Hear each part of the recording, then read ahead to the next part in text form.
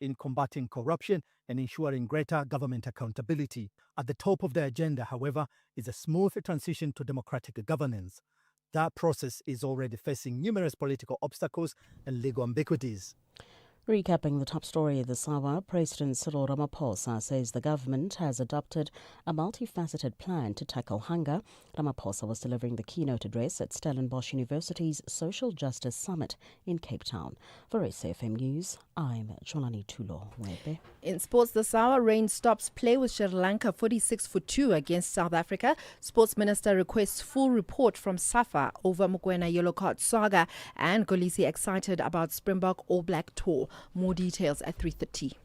Let's rewind 6 years, when Twitter was still Twitter, not a letter of the alphabet. TikTok was simply the sound your clock made. And Zoom just meant enlarging a picture. So it makes you wonder, what will the next 6 years bring? Hino trucks now come standard with a 6-year drivetrain warranty, covering everything from pistons to gears. So although a lot can change in 6 years, our warranty promise won't. T's and C's apply. Hino, all the way. So you thought you were building a business in this economy, but day by day, somehow it grew. You kept going when the freezer didn't freeze, the bucket didn't budge, and the bank balance barely blinked. So you thought you were building a business. You weren't. It was building you. Because this isn't just what you do anymore, it's who you are, and you don't trust just anybody to protect it. Chat to your broker about Old Mutual Insure Business Insurance. Protect what built you. Old Mutual Insure Limited is a licensed FSP and non-life insurer. Mzansi, Powerball has reached a staggering 150 million rand guaranteed jackpot this Friday. Only 3 times in history has Powerball reached such jaw-breaking levels. Be in it to win it by playing Powerball for the guaranteed 150 million rand jackpot today. Buy your tickets now in store on nationallottery.co.za, the mobile app, cell phone banking, or simply dial *120 *7529# for USSD. Panda, Pusha, play. Players must be 18 years old or play responsibly. E2 is the proud operator of the National Lottery. The National Pulse with Ashraf Garda on SAFM. You're listening to the National Pulse, weekdays 3 to 6 p.m. And a warm welcome to you today on the National Pulse. So for a change, we don't cross to any commission of sorts because of an early ending. But certainly, I think the key part, the minister, Senzim Kunu, admitting ordering Mkonazi's secret recording. How much weight do you attach to that? Kunu ordering Mkonazi's secret recording. That's one big one to think about. Of course, you can connect anytime we open the lines to call in live. It's 086 000 2032. WhatsApp, you can send a message right away. Voice note 0614 104 107. Text or voice note, 30 seconds if you're doing the voice note. My name is Ashraf Garda.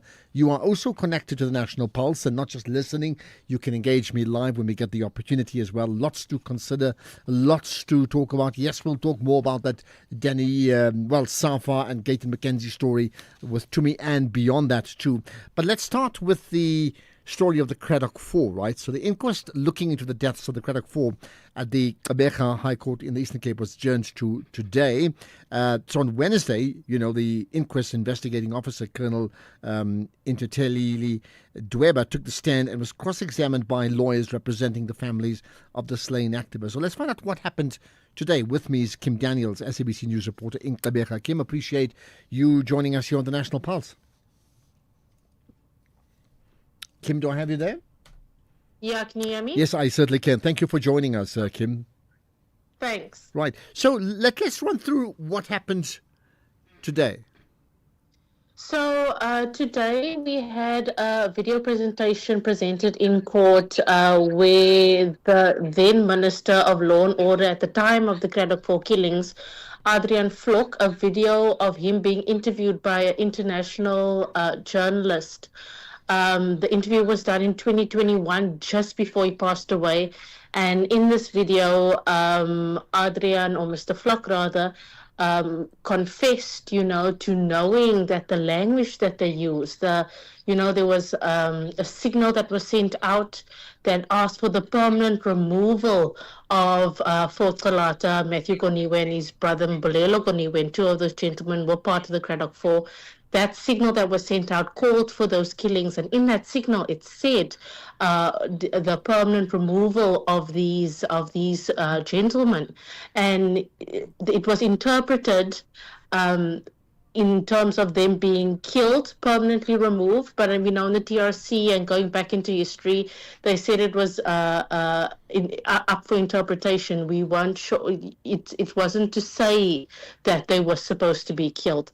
But in this interview, we did see that he said this was the language that they used when they meant they wanted someone killed or executed. So that was presented in court. The journalist who interviewed him was also in court. He was on the witness stand. He is Mr. Wendy. Then in 2021, he worked for Al Jazeera, and he said he put together this documentary because he himself wanted to find out the truth, being investigative journalist for many, many years. It's about 40 decades now. He was on the forefront reporting on all the events of the apartheid. So it was very interesting for him to have that interview with Mr. Adrian Flock. Okay. And anything else that came up of significance? Today, court was very short. We adjourned quite early, but we know on Wednesday was supposed to be a big day for the Cradock 4 inquest because Eugene de Kock was supposed to come forward on the witness stand, but unfortunately last week his lawyers said that he went to go see his medical practitioner and he was diagnosed with heart failure.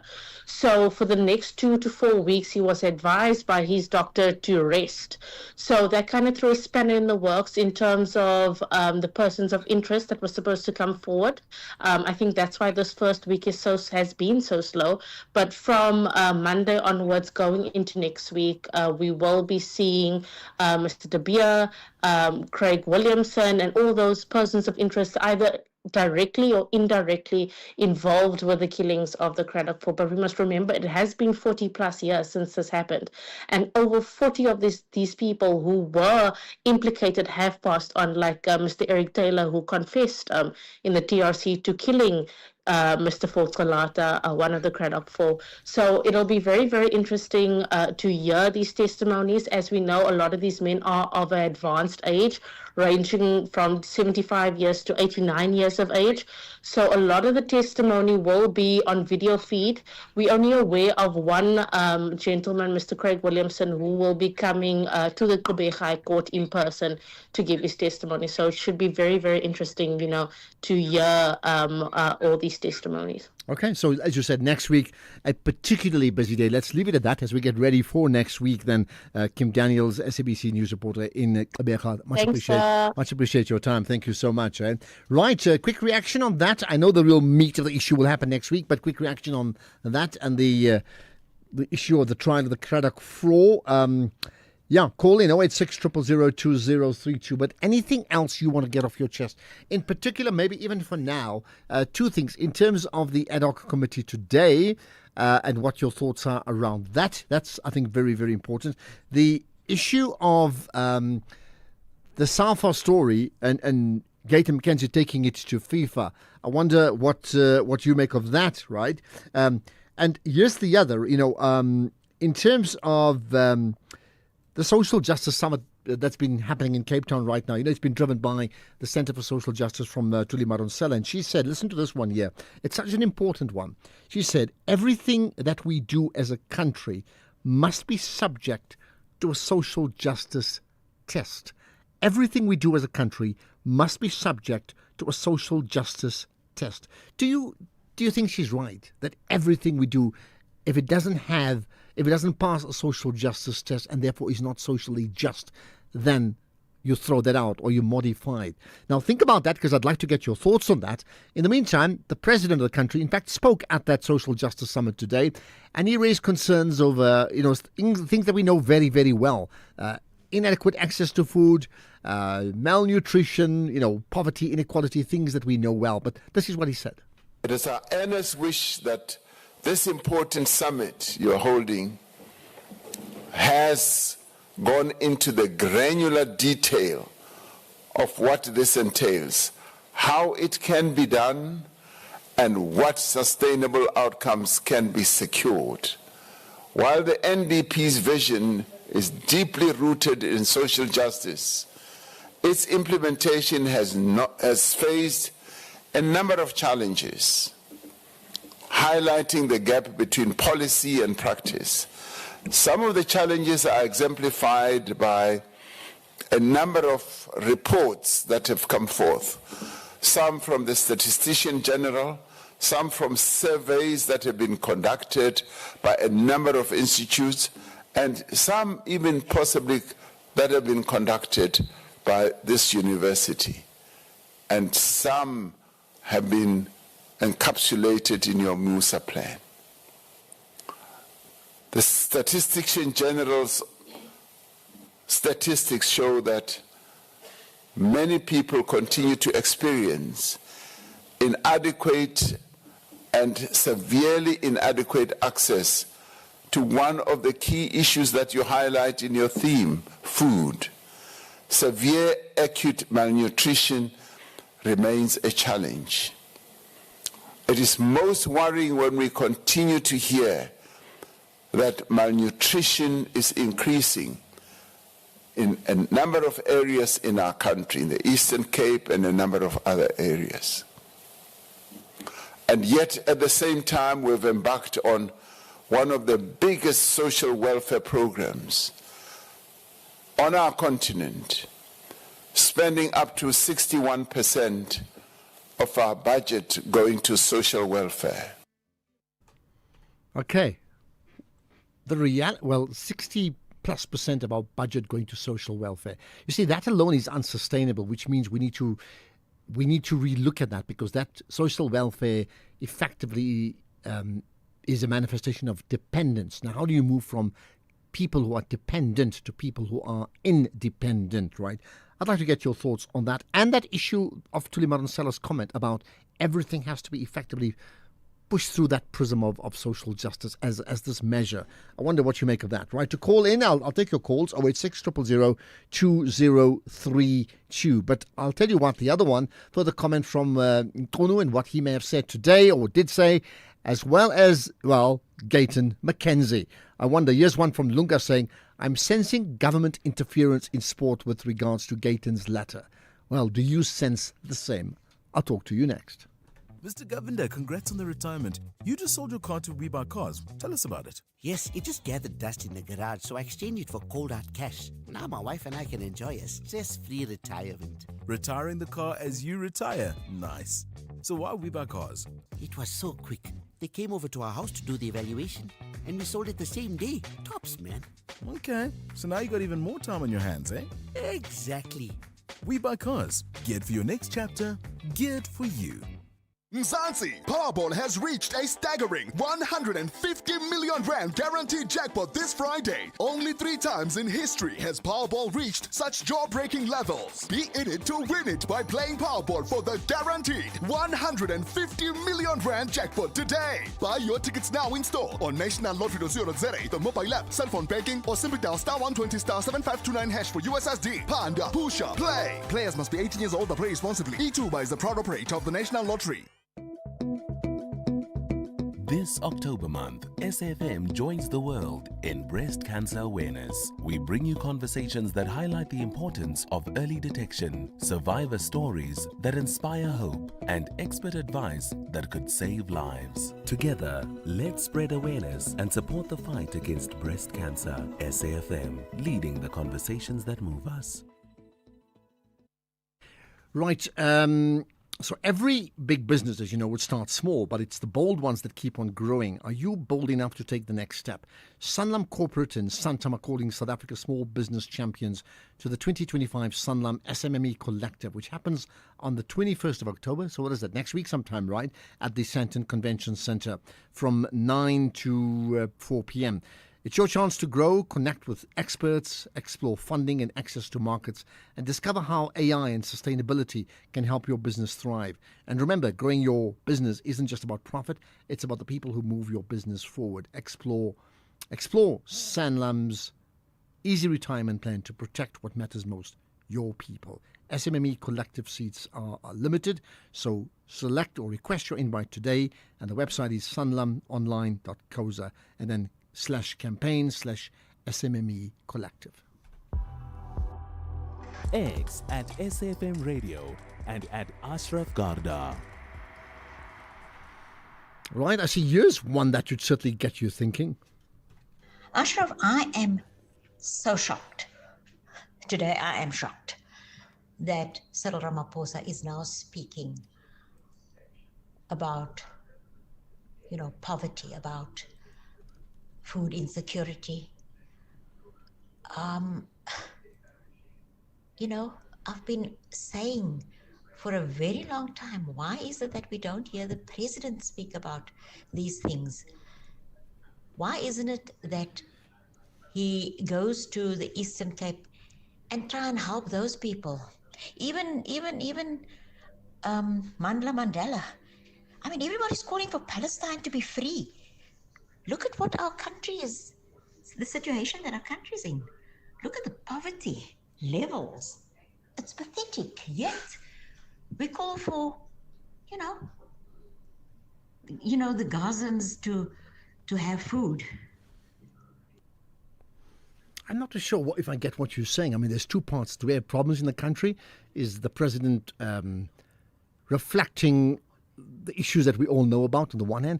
But the issue of Gaza and Palestine is so interesting, because if we followed that principle of what you're just saying, then when we had apartheid in South Africa, are you saying that all the countries in the world that opposed apartheid needed to keep shut? They should not have said a word, because all these countries have other problems. And, they have different problems in different countries. They should have just kept quiet. What about the sense of forming a united front, multilateralism against opposing what people see as injustice? Do we just ignore that completely? Think about that. Right, more to come next. The National Pulse with Ashraf Garda. Weekdays, 3 to 6 p.m. All right, I asked about the social justice comment. Elizabeth, you've got a view. Hi. Hi, Ashraf. I'm a first-time caller. Well, welcome to the show. There we are. Welcome. Thank you. I listen to you every day. Thank you. I agree wholeheartedly with Professor Madonsela regarding that everything must adhere to a social justice test. But just on a side note, I was a former employee of Stellenbosch Municipality. Mm-hmm. And I've been engaged in a long legal dispute with the municipality after raising issues that I've considered unlawful and which definitely meet the social justice test. And, this experience has been professionally and personally challenging. And it highlights the risk, according to me, faced by those who want to act in good faith to uphold ethical governance and social justice. I just thought I need to bring it to your attention. I can't go into detail, as you know, because I'm awaiting outcome of my court case. But when I heard this, I thought, no, I need to raise it, because we can talk about it, but implementing it is challenging. Well, I mean, that seems to be the problem so often is, we and when I say we, I don't mean South Africa, because we sometimes think it's only South Africa. There are far too many countries great on policy, very, very poor on implementation, right? But therefore, I mean, your thought about that, do you agree that social justice needs to be a measure of all things we do? Yeah? Absolutely. If we take it in terms of our legislative framework and the Constitution, definitely. Because how are we going to address the legacy of apartheid and the inequalities? And those inequalities remain, as you and I know. Exactly. Well, Elizabeth, thank you for connecting with us, and glad you called for the first time. Make it more, okay? Don't just leave it one off. Not enough. Thanks for that, Elizabeth in Cape Town. There's more comments, right? And there's one about Gayton. Good day, Ashraf. Yes, it looks like interference from Minister Gayton McKenzie. But let's be honest, if he's not going to interfere, there won't be any accountability. SAFA said they are not bothered about this as long as they'll make sure that Bafana Bafana is winning their 2 remaining games, as if it was easy, and no accountability, nothing. So I say kudos to Minister McKenzie, and at least the letter to FIFA is explaining that. Otherwise, it was going to be swept under the carpet, and who does not remember the famous dance in Mbombela? So things are still going to happen. Letolo is London. Kudos, Minister. But I mean, let's understand what we're saying here. So clearly somebody within SAFA messed up around the yellow cards. Fine, we know that. Clearly it put South Africa at huge risk of not qualifying for the World Cup. A case of almost. And then we did it, thank goodness for that, right? Now, I heard what Danny Jordan said yesterday. Maybe we should even replay that particular soundbite because it's a pretty damning indictment in terms of the way they run things, to say, like, we've qualified for the World Cup, man. And I'm paraphrasing. It's like, let's move on, leave all that alone now. We're okay now. But Gayton McKenzie chooses to write a letter to SAFA asking them for more details. So is that interference or not? Meaning, how much power does he have with regard to SAFA? Then the other one, he writes a letter to FIFA apologizing first. When SAFA doesn't do that, he apologizes on behalf of what? The country, and insinuating that we will not cheat and take advantage and that sort of thing. And what's he trying to achieve? And I'm asking, I'm trying to learn, okay? What is he trying to achieve from this? Ashraf, I hear the president speak about food security. Does he know how much we pay for electricity already? Does he know how much we pay for fuel? Why the countries that fuel are being sold to pay much cheaper? The countries that electricity are being sold to are paying much cheaper. Does he know how much we pay for milk? Does he know how much bread costs? Does he know the expenses that we have to survive? That the people are struggling here. It doesn't look like it. You think not? I mean, there's often this situation of, people forgetting about things and they don't really. What's that story of like the emperor with no clothes, where you're completely blinded to things around you? I'm now confused. Nkunu says the president has agreed. At the same time, the very same president has promised General Masemola that he will speak with the minister. In fact, who's fooling who here? Who's fooling who? We're going to find out about all that. I think, well, it's coming out. The question is what happens next around that issue. Here's another. Azra Ashraf, hope you're well. Just a quick comment from our side this afternoon. I think it's a scary moment when listeners are phoning in and saying that things were better under the apartheid regime. I think that's an absolutely awful thing to even comprehend, and I think it just validates the failure of the ANC, what they've done since 1994, the lack of service, etc., and the corruption and the long list of things that they failed at. And I think we need a change. I know the GNU is trying their best. Don't know if it's going to last. What's going to happen? Well, I mean, you're asking a question that many people ask. I think the point is there's certainly been a lack of service delivery on multiple fronts in the country, certainly in the last 10 years or so anyway. And quite frankly, we haven't lived up to expectations. So, but also your point, I don't think one can ever say it was better in apartheid. Like, do you really know what you're talking about? Do you genuinely know when you say that, when anybody does say that, do they know what they're talking about? Let's see if I hope I haven't played this one before. Afternoon, Ashraf, and to the SAFM listeners. It's given Smangwen Palaburu. With the issue of the social justice, I think Chonimba Donsela, she is spot on.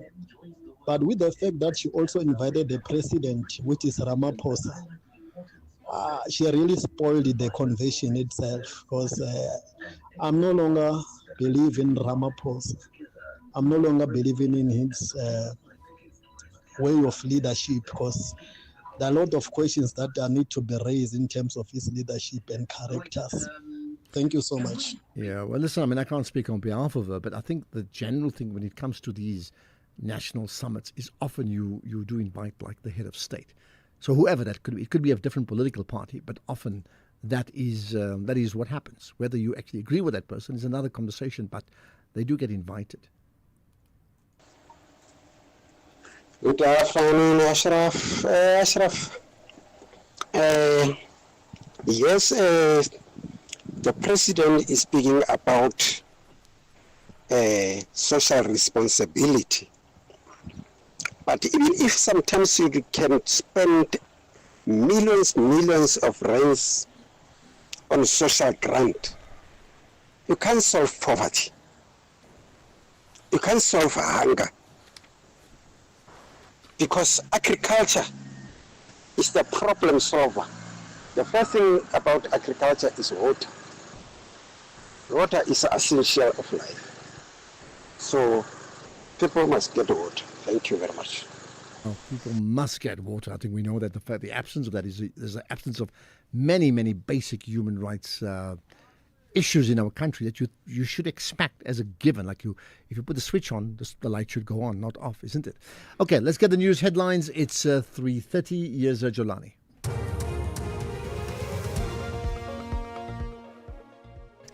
Thank you, Ashraf. Good afternoon. Making headlines. Police Minister Senzo Mchunu says he advised his Chief of Staff, Cedric Nkabinde, to record telephonic conversations between himself and KwaZulu-Natal Police Commissioner Nhlanhla Mkhwanazi. President Cyril Ramaphosa says the government has adopted a multifaceted plan to tackle hunger.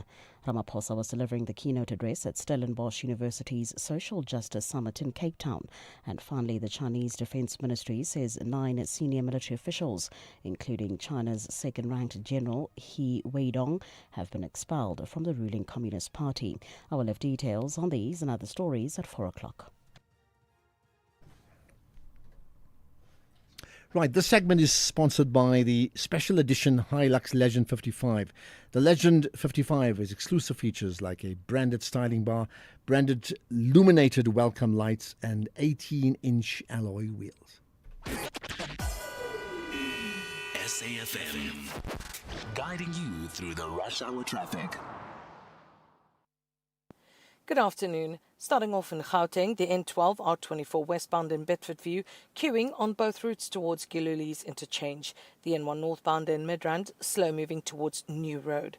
In KZN, the N2 southbound has a crash at Spaghetti Junction. All lanes are open. And the N3 northbound, a stationary truck at the M13 Paradise Valley interchange. In Cape Town, the N1 outbound has a stationary truck on Plattekloof Hill. And Kloofneck Road outbound is slow moving through Gardens. With your traffic update, I'm Irma G. This is SAFM Sports with Duming Khapele. Right, Chumi, you've got, I'm looking at your top now. It says South Africa Cricket World Cup, Men's Cricket World Cup 2023. Yes. Yeah? But we're talking about the women's team. I am supporting the women's team. A very good afternoon to you, Ashraf, and our listeners. Well, rain has stopped play with Sri Lanka women at 47 for 2 with 38 overs remaining against South Africa in Women's World Cup. Still not sure if there will still be play today, but if the rain continues, it could potentially end Sri Lanka's slim semi-final hopes. While for the Proteas women, they're third on the table, so they should still be well on course for a semi-final spot, but a win today would really have placed them on the brink of a semi-final qualification, especially coming in handy regarding that net run rate. The top 4 teams from the points table will progress to the semi-finals, and we'll definitely keep a close eye on that one. In football, Minister of Sports, Arts and Culture has sent a formal letter to the SA Football Association CEO Lydia Munyapao and President Danny Jordan for a full report detailing what led Bafana Bafana to being docked 3 points for fielding an ineligible player Tebogo Mokoena. In the letter, the minister says that the country deserves full reassurance that appropriate measures have been taken, including accountability processes, consequence management for those responsible, and remedial actions to prevent the error from happening again. The association has 7 days to submit the report, and Mackenzie has also written to FIFA President Gianni Infantino apologizing for the oversight. So, Ashraf, I guess the big question, and I've been hearing you and the listeners saying, is it political interference? And I think for me personally, it's a gray area because, one, I don't think it's political interference for the minister to ask questions. He has a right to ask what happened, and I'd like to know what actually is happening, especially when it comes to maybe mismanagement of funds or national reputation. Then number two, the letter sent to FIFA, unless, for me, I guess, I'm assuming it's a gesture of diplomacy. I don't know his reasons for saying sending a message to Gianni Infantino, but then I guess it becomes a political interference if he's going to say fire this particular person or threaten this person needs to be out or not, because the rules say political interference is if the ministry tries to somehow influence decisions when it comes to electing who should be in the board of sports. So you think that he's voiced his opinion, but he hasn't said do something about it to FIFA, so he's not interfering. I'm not saying he's not. I say it's a grey area. Not a yellow area, right? No, it's a grey area. But still staying with football, Mamelodi Sundowns utility player Tabelo Morena says that the team is expecting a hostile atmosphere when they face Nigerian side Remo Stars, who have announced free entry for supporters. This is ahead of Sunday's CAF Champions League encounter. The Brazilians return to continental action for the first time since losing the final to Pyramids over 2 legs in June. And Morena believes that Remo Stars' decision to open the gates reflects their determination to make their home advantage count, especially after having extra time to prepare during the FIFA break. I think they want the upper hand.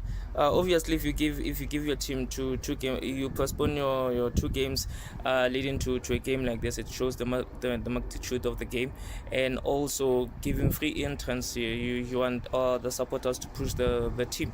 So with us, we go in there to do business, and the business that we know is gonna be in the field, and we definitely sure that we will do our level best. In terms of hockey, the SA women's hockey team beat Nigeria 5-0 in their final group stage match at the 2025 Africa Hockey Cup of Nations to book their spot in Sunday's final. Goals by Jean-Lee Dutoit to Quantina Bibbs, Hannah Pierce's brace, and Kayleen Marie sealed the victory for the side. South Africa finished group stages top of their group, and they will face either Kenya or Ghana to defend their title. Then in rugby, Springbok captain Siya Kolisi says that the upcoming rugby's greatest rivalry tour will definitely be huge for rugby globally. New Zealand will face the Stormers, Sharks, Bulls, Lions before a 4-test series against the Springboks, and this tour will alternate between the two nations every 4 years. And Kolisi has called on South Africans to rally behind the team and showcase what the country can deliver both on and off the field. This game has always been played in great spirit, and I have no doubt that this is going to be something huge and something that this generation will never forget. And then 4 years later, it happens in New Zealand. So let's all get excited, let's get behind it. And people of South Africa, it's an opportunity for us to show the world once again who we're about and what we can do. Can't wait for it. On that note, it's a wrap from my side for now. I'll have more in the next hour. By the way, we'll get further comment and commentary, really, regarding Gayton Mackenzie's position with SAFA and with FIFA. So that comes up after 5 o'clock. Looking forward to it. After 4 o'clock, not 5 o'clock, 4 o'clock, yeah.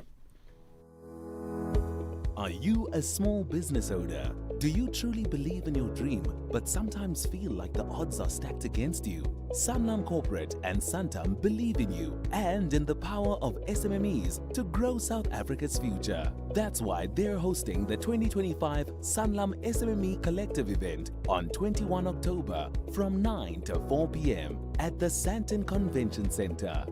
It's an invite-only event. To request an invite, visit sanlamonline.co.za/campaigns/SMME Collective and stand a chance to join the pitch parade, where entrepreneurs like you can present your pitch in person and get real-time expert feedback. Network, learn and be inspired. From funding and risk to AI and new markets, let's unlock growth and shape your future together. Stay tuned to SAFM for more.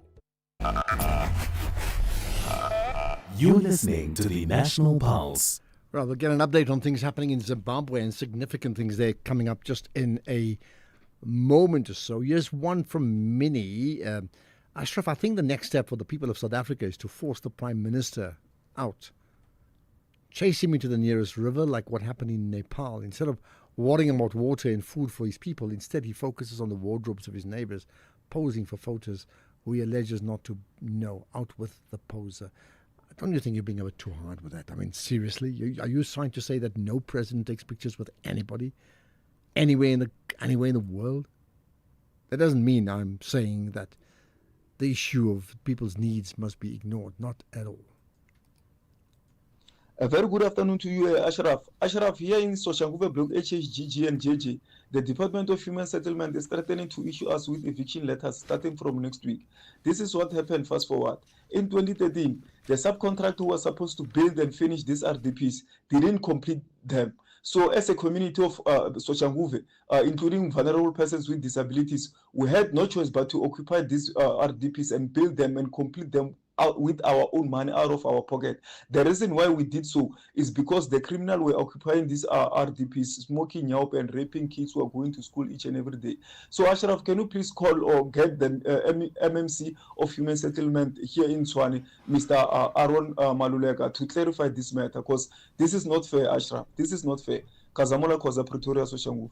Okay, got that noted. And besides me, it doesn't stop anybody from the MEC calling in, actually, because it does happen.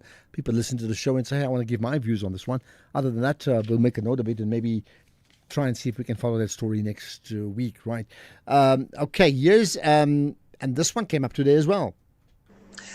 Good afternoon, Ashraf and the listeners of the show. Ashraf, to get to the bottom of the truth, Brian Mokgotsi and Kate Mahlala themselves, they must be called to witness in the Madlanga Commission and the other committee so that we can get to the bottom of the truth, not to sweep the other dirtiness under the carpet because Kate Mahlala is not being called. Brian Mabai Protiaglan, thanks for the great show. Sorry, that got cut up at the end. Appreciate that. Thanks for the great show. Part of a team. Myself, Keys, Temba, that puts it all together. So really much appreciated. Okay, here's another. Hi, Ashraf. I'm actually glad that Kuno ordered that recording to be played, irrespective of how it was gotten. But what I've realized is that all these people are the same, including Mkhwanazi. Because from what I heard on that recording is that if Mkhunu did not disband the political killing task team, Mkhwanazi was not going to tell us that Mkhunu is associated with criminals. So Mkhwanazi just used what he knows not to keep us safe from criminals, but to achieve his goal. So it's sad indeed. Okay, you think it's about achieving his goals. And what would those goals be, by the way? Here's another. Ashraf, I am so shocked. Today I am shocked that Cyril Ramaphosa is now speaking. Okay, wait, I think we actually played we played that one. Sorry, there's been some grabbing. I think we have played that one. So let me not repeat it. Let's get I'm going to just get Phineas to assist me on this one. Let's play another. Yeah.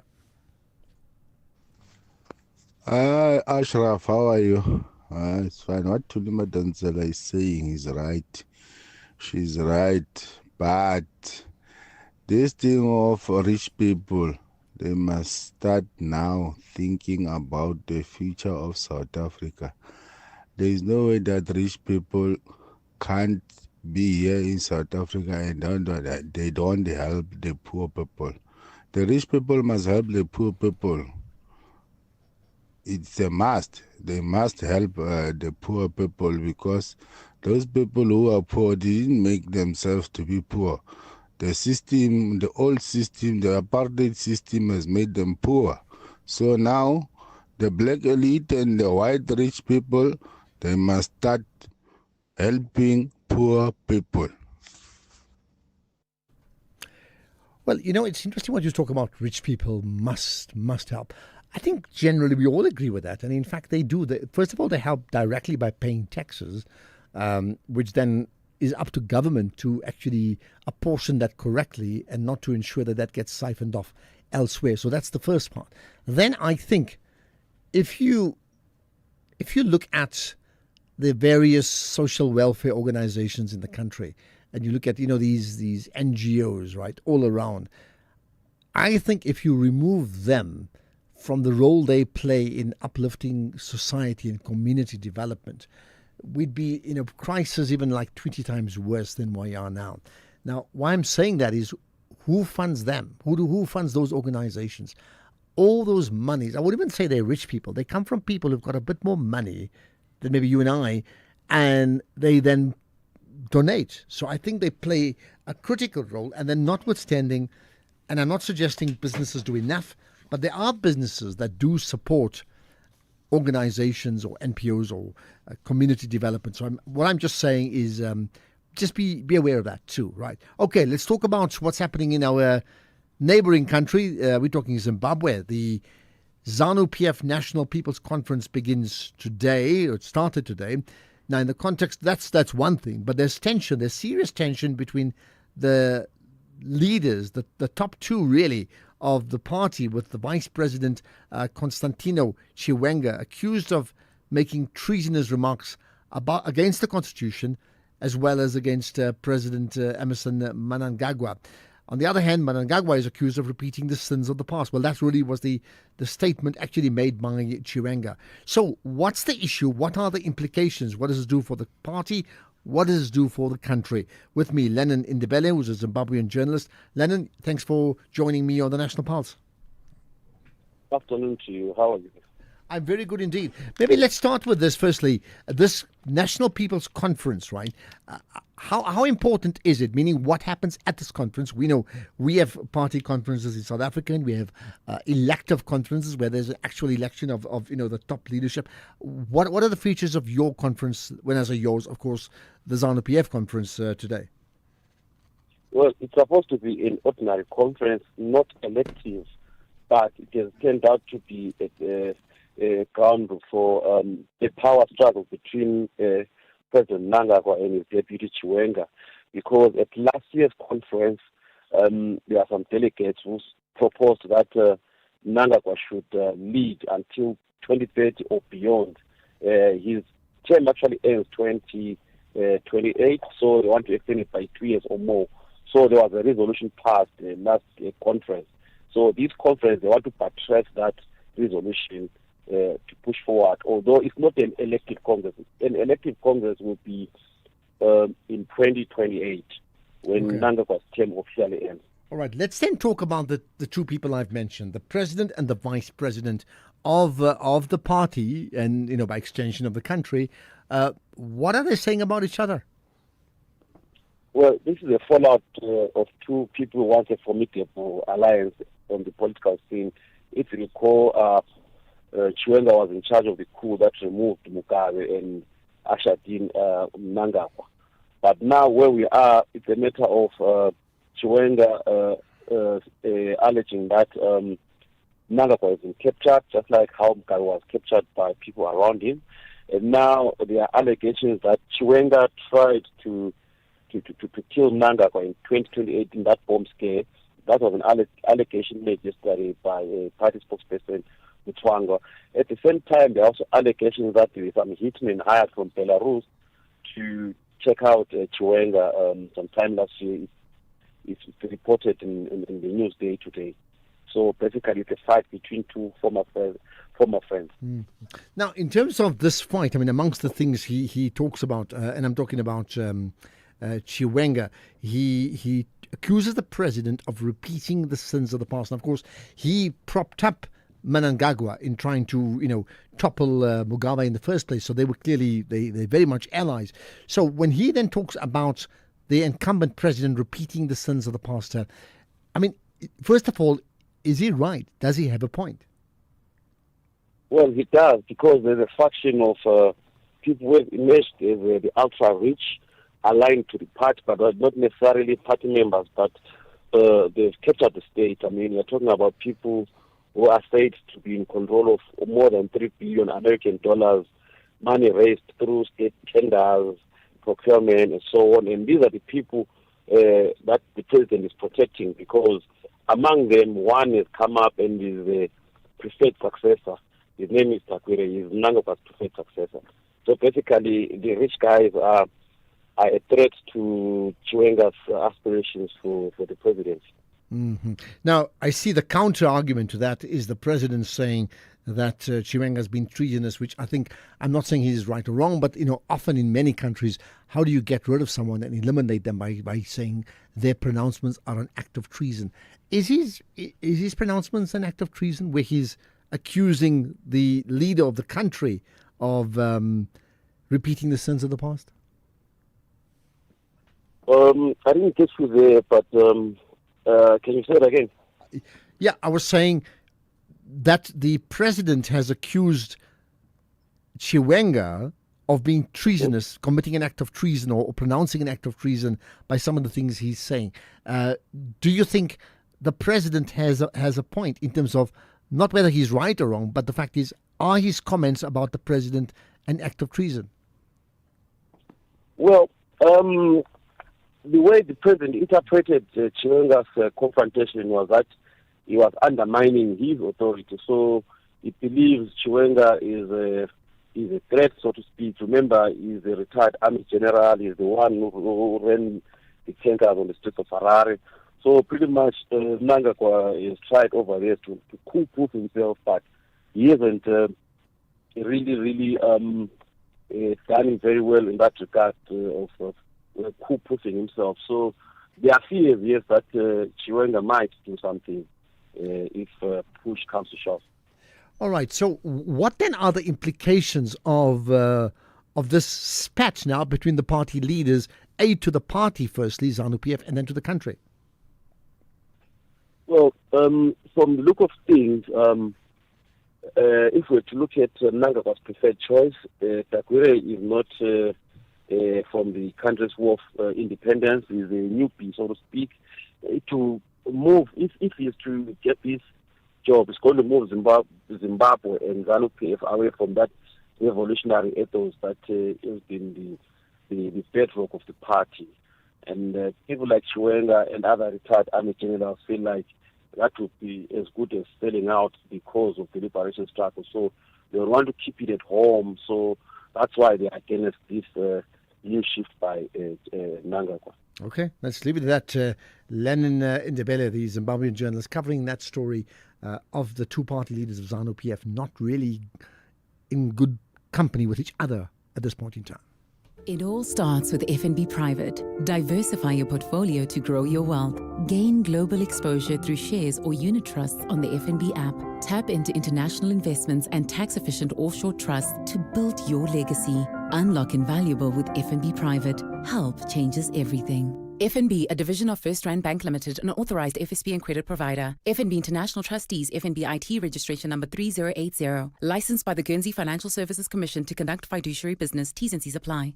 Mzansi, Powerball has reached a staggering 150 million rand guaranteed jackpot this Friday. Only 3 times in history has Powerball reached such jaw-breaking levels. Be in it to win it by playing Powerball for the guaranteed 150 million rand jackpot today. Buy your tickets now in store on nationallottery.co.za, the mobile app, cell phone banking, or simply dial *120 *7529# for USSD. Panda, Pusha, play. Players must be 18 years old but play responsibly. E2 is the proud operator of the National Lottery. You're listening to the National Pulse.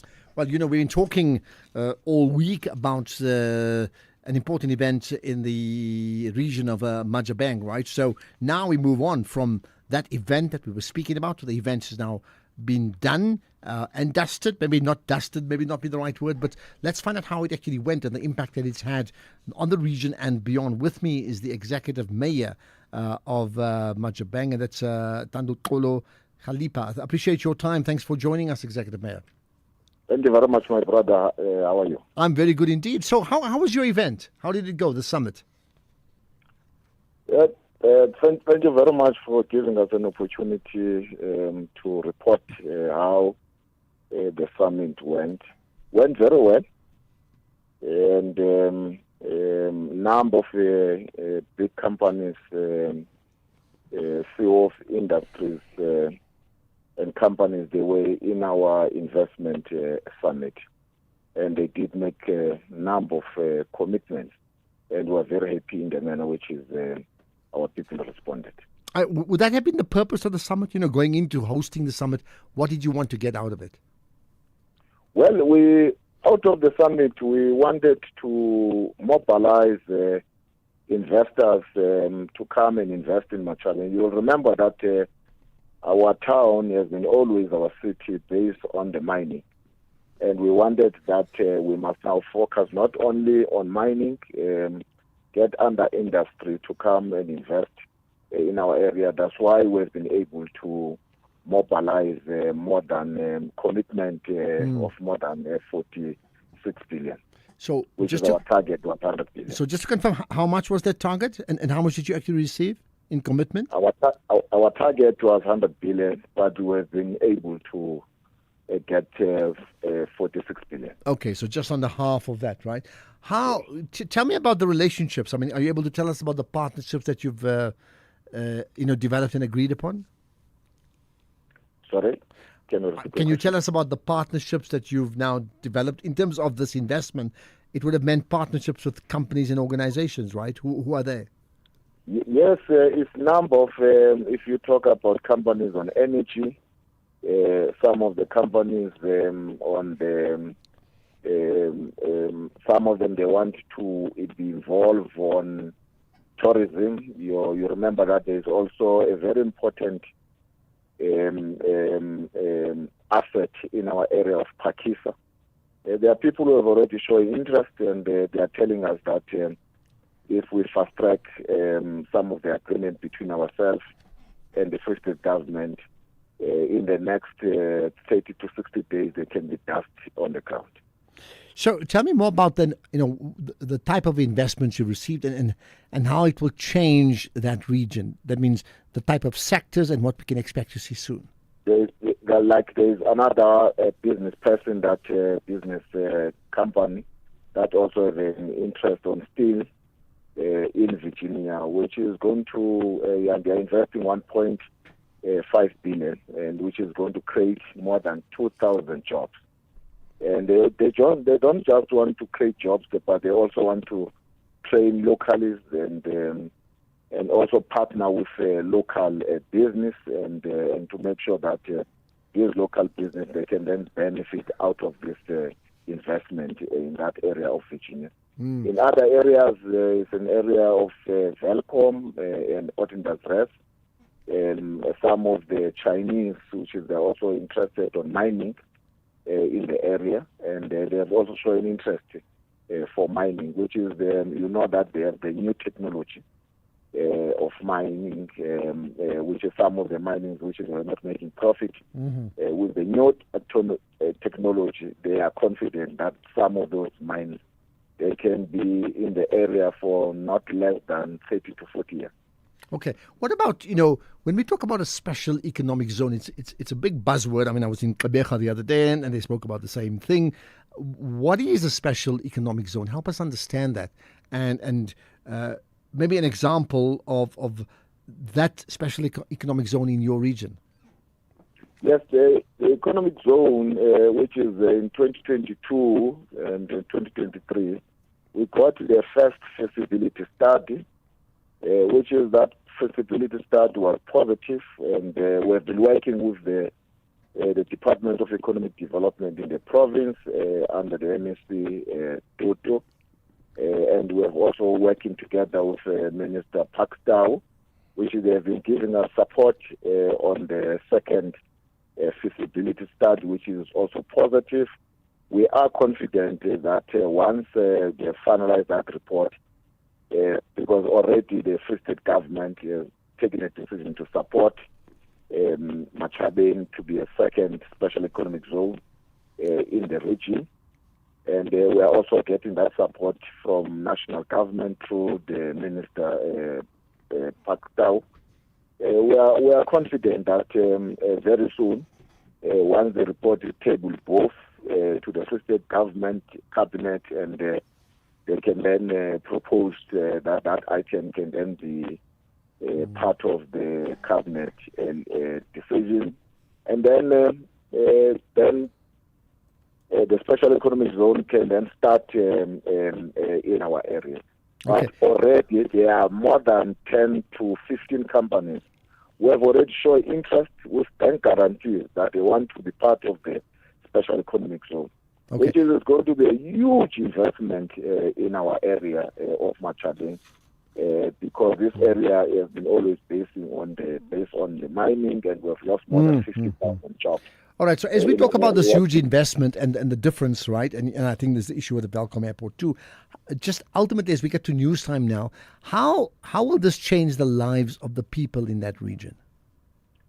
Yes, indeed, because if you talk about this investment creating all those jobs in our area, the target, which is some of these investors are going to create not less than 10 to 15,000 new jobs in our area. Indeed, it's going to change the life of our people, because we want to bring back the dignity of our people of Matjhabeng.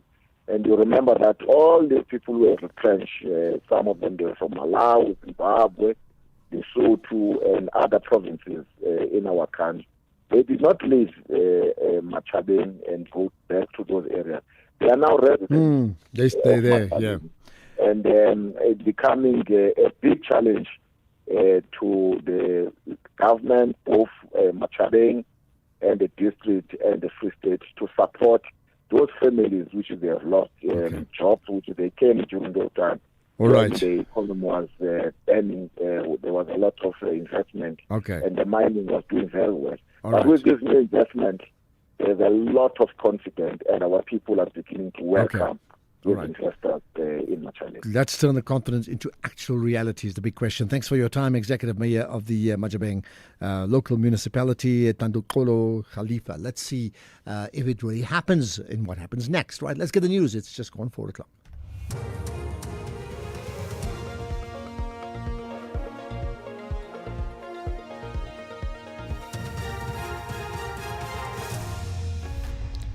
Top stories. Asawa Senzo Mchunu admits to recording Mkhwanazi and dozens feared injured at Kenya's former Prime Minister's funeral. Good afternoon. I'm Jolani Tulo Mwebe. Police Minister Senzo Mchunu says he advised his Chief of Staff, Cedric Ngabinde, to record telephonic conversations between himself and KwaZulu-Natal Police Commissioner Nhlanhla Mkhwanazi. Mchunu, who has been placed on leave of absence, was appearing before Parliament's ad hoc committee that is looking into wide-ranging allegations of criminal infiltration, corruption, political interference in the justice system made by Mkhwanazi. The conversation between Ngabinde and Mkhwanazi was about Mkhwanazi trying to persuade the minister via his Chief of Staff not to go ahead with the disbandment of the KwaZulu-Natal Political Killings Task Team. Mchunu says he suggested the recording because Mkhwanazi became threatening. I advised the Chief of Staff. You told him to record it? Yes. Yeah. I said you may need to consider recording because I don't normally have a discussion with a person and then you get threats in your work environment. And I didn't understand why. Mchunu explained to MPs why he thought Mkhwanazi's telephone communication with his Chief of Staff had a threatening tone to it. So part of what they discussed, if the minister is clean, knows that he's clean, he can then proceed with the disbandment And to me, that was a a multifaceted plan to tackle hunger. Ramaphosa was delivering the keynote address at Stellenbosch University's Social Justice Summit in Cape Town. The summit brings together policymakers, legislators, civil society, traditional leaders, academics and the judiciary. Ramaphosa says food is a fundamental human right. The first is reforming policy and legal frameworks. These include the Integrated Food Security Strategy, the National Food and Nutrition Security Plan, and the Nutrition Policy Implementation Plan. These policies have enabled us to implement a series of programs to deliver nutrition and food directly through educational, community, as well as institutional systems. The High Court in Cape Town has sentenced a youth to 25 years in prison for the murder of 16-year-old Devonay Nell. NPA spokesperson Eric Ntabazalila says the 18-year-old male strangled and stabbed the victim inside a school storeroom in the Overberg during a sports event.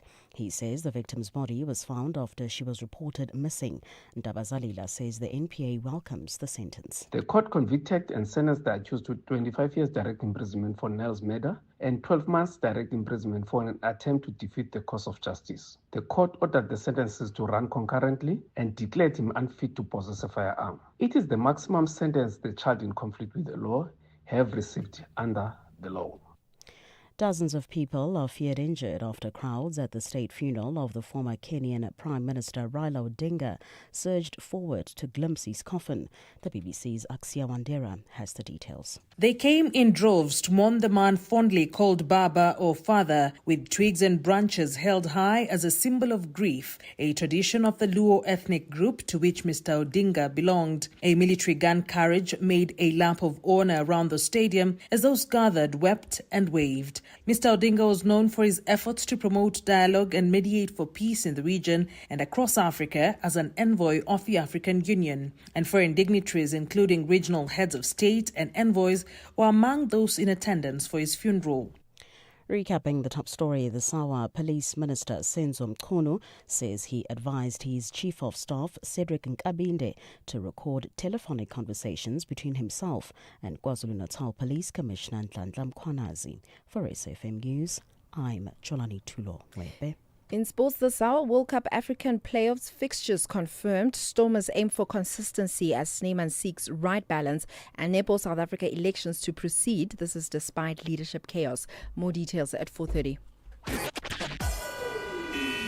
SAFM, guiding you through the rush hour traffic. Good afternoon. Starting off in Gauteng, the N3 northbound in Bedfordview, slow moving on the link to the N12 east at Giluli's interchange. The N1 southbound in Midrand has roadworks reported with traffic restrictions at New Road. In KZN, the N2 northbound slow moving towards Sabaya Drive and Umgeni Road westbound, slow moving through Springfield Park. In Cape Town, slow-moving traffic reported through the waterfront precinct. You asked to expect delays, and Main Road is slow-moving between Cork Bay and Muizenberg. With your traffic update, I'm Irma G. This October month, SAFM focuses on cybersecurity awareness. As we live more of our lives online, staying safe in the digital world has never been more important. From spotting cyber threats to protecting your personal data, SAFM brings you the conversations that empower you to stay secure. SAFM, leading the conversations that move us. The National Pulse with Ashraf Garda on SAFM. You're listening to the National Pulse. Weekdays, 3 to 6 p.m. So the big question today, well, maybe the early part of the day was about Senzo Mchunu, but the question now is about Gayton McKenzie, another minister, but for very, very different reasons. So what do you make of his letter, or letters, in fact? He sent two letters. One to SAFA, expressing his concerns about what happened with that yellow card and asking for a detailed explanation, and the other to FIFA, to the president, first of all apologizing about what had happened and being very clear that South Africa will not be the type of country that takes advantage of any situations as well. What do you make of those? There's been lots of talk about him doing the right thing, showing accountability to blatant political interference in the affairs of an association in South Africa, to the point where he's not just writing to them or talking to them, but taking it up on an international level? Does he really need to do so? Central to that is that Teboho Mokoena yellow card, the one that, you remember, he played, and then they found out, then we got 3 points deducted, and we effectively lost that game 3-0. That almost cost us a place in the World Cup. Thank goodness it didn't happen. So let's try and understand, the Gayton McKenzie position around this, but we'll do that just now. We're going to do that very quickly, but you, in fact, can comment on that too. Good day, Ashraf and fellow listeners. It's DSU here from Palm Ridge. In regards to SAFA, FIFA, Gayton McKenzie, and all those involved in that saga, man, they should let their sleeping dogs lie. Because for starters, Lesotho had said if they played Mokoena, they're going to strike. So flags were raised. People should have known that they should be looking for something. Right there and then, if Gayton McKenzie is looking for someone to be blamed, he should also be blamed, because if you are a minister and you are hearing another country making a point of what should be already known by your own country, it's pointless. But Okay, but I think now it's not about what happened, and it's about the position of Gayton McKenzie in particular, the Minister of Sport. Good afternoon, my brother Ashraf. It's Prince here in Durban, your Uber driver. Okay, my bro, I just wanted to say something about Minister Senzo Mchunu.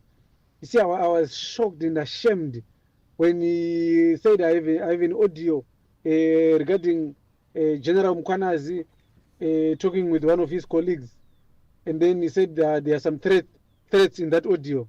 But as we heard that audio, 000 threats. Okay, there we are. Looking at all those threats, let's pick up further comments around this. In fact, here's another. Ashraf, one way to describe Mchunu: pathetic. All right? Completely pathetic. So on Tuesday, the parliamentarians will have a field day. I can't wait to laugh. All right? Also, those parliamentarians, I think the average education should be, LLB, which I think only Glenys Britenbach has got, with the arrogance, of course. So basically, all of them are a bunch of I don't know what. But is that the qualification? Is that really what you want? I mean, can you imagine the whole law society in Parliament? What other work would they be? What other work would they be doing then, right? Right, more from you and more on some of the biggest issues that moves the national pulse after this. Ashraf Garda is streaming live now on Facebook, YouTube, and X at SAFM Radio. You're listening to the National Pulse. All right, now we do have Janet Witten with us, the SABC Sports presenter and researcher. Janet, good to connect with you on the National Pulse. Hi. Hi, Ashraf. How are you doing? Thank you. So, of course, I said in the intro before, I won't repeat it, but maybe just to give a shorter version, what we've had is a case of a yellow card and 3 points, and now we've moved on to Gayton McKenzie versus SAFA, Gayton McKenzie versus FIFA, maybe, right? What do you make of the two letters that were sent by the Minister of Sport? I'm sometimes quite critical of the minister because I think he's a bit of a populist politician and kind of plays to the crowd. And it's, in a sense, that's what he's doing here. But the spirit of what he's saying, I think, is absolutely right. Somebody needs to take responsibility for what happened here. Now, why it's taken until now for action to begin to be taken, I don't know why. This should have happened in March, April, when we first found out that we'd been reported and that there was a situation pending. The fact that it took FIFA 6 months to actually come down with a ruling on that is another story entirely. But somebody needs to take responsibility for what happened here because it was an avoidable mistake. It was a mistake that should never have happened. And I agree with him. Heads need to roll. All right. Now, in saying that, we do know what Danny Jordaan said yesterday, effectively saying, we've qualified for the World Cup. Come on, man. Just move on, right? What do you make of that? I think he's completely wrong, and in a sense, we saw there's footage online of the team manager Vincent Seka kind of telling the crowd in Nelspruit to be quiet because he wants everybody just to move on. No, accountability is actually important. I think Danny Jordaan is completely wrong, and unfortunately, I think this is something that SAFA does often. Is that they kind of sort of almost wind down the clock. Until a situation goes away and things aren't dealt with. And SAFA has an issue with this. It's happened in the past, and you don't get real accountability. I'm not sure that the buck stopped at Danny Jordaan's desk. He may or may not have actually known what the situation was here. But Vincent Seka certainly has things to answer for. And so do other members of the team, possibly even Hugo Broos himself. The player... should he have realized that he had 2 yellow cards and maybe taken some kind of responsibility? FIFA seems to think so because they've sanctioned him as well. But yes, somebody needs to take responsibility here. Accountability is important. It needs to happen, and it needs to happen in such a way that we make jolly sure that it doesn't happen again. All right. So, so the fact that Danny Jordaan yesterday dismissed it, right? Of course, it all changed after we qualified for the World Cup. Who knows what would have happened if we didn't qualify, but that's now history, right? So after him commenting, Gayton McKenzie's letter to SAFA is about calling them to account, and you're saying that's the correct approach, right? Because he wants answers, which do you think he's entitled to ask for as the Minister of Sport? As the Minister of Sport, he is entitled to ask for. He is entitled to answer the question. The important thing in terms of world governance and the way that sometimes governance get criticised for interfering in sport is how he actually responds to that. And Gayton McKenzie is actually, I read a quote from him somewhere where somebody asked him, he said, I'm not going to fire Danny Jordaan because actually that's not my job and I can't do that. And he's absolutely right there. He can't physically interfere, but he can as Minister of Sport, and arguably he should as Minister of Sport ask for an explanation and say, what are you going to do about it? And then the onus falls on SAFA to actually do something about it. If they don't then do anything, if they basically tell Gayton McKenzie, this is what happens, and we qualified for the World Cup, so we're not going to do anything about it, which seems to be the attitude they have at the moment. Then it'll be interesting to see what Gayton McKenzie's actions are then. Okay. But as it stands, he's perfectly entitled to ask for questions and demand answers. It's just what happens after that becomes interesting. Okay, so he hasn't said heads must roll, because if he said I demand so-and-so must be fired, that would be blatant interference. That's problematic, yes. Okay, absolutely, fine. That's problematic. All right. So, in fact, he's probably said less than many other people who call into these shows, because many of them have called for the management or some of the responsible people to be fired. Now, what then about the letter to FIFA? I mean, how normal is that? Why would he have felt the need to write to FIFA? Because I think that there was a once the sanction had been handed down, SAFA's initial response was, we're going to appeal, and they don't have a leg to stand on. Their leg to stand on is that, why did you take so long, which is kind of pointless. And I think he's trying to make nice. He's trying to keep SAFA and South Africa in FIFA's good books. He certainly doesn't want to antagonize them 6 months out of our participation in the World Cup. I don't think FIFA would particularly care one way or another. I think it's one of those, let's make a noise for noise's sake that Gayton McKenzie is so good at. And I don't know how good a memory, and I don't know how good a memory you have, but I mean, how often does that happen where, the Minister of Sport of a country, let alone South Africa, would actually write to FIFA either complimenting them or being critical of his own country? In this case, he was, because he's saying we messed up over the yellow card issue. Yeah, that's an interesting question, particularly in the context of the reports we heard from international media this week that Donald Trump claims that he can just phone Gianni Infantino up and tell him he's moving World Cup matches out of certain cities, and Trump claiming that Infantino would do what he says. I'm not sure that is actually true either. But I certainly think that Infantino is that kind of person. I think he has a lot more contact at higher political level than perhaps we actually realize. He doesn't just only deal with the sports bodies and with the soccer bodies from countries. He's very politically involved in a lot of things.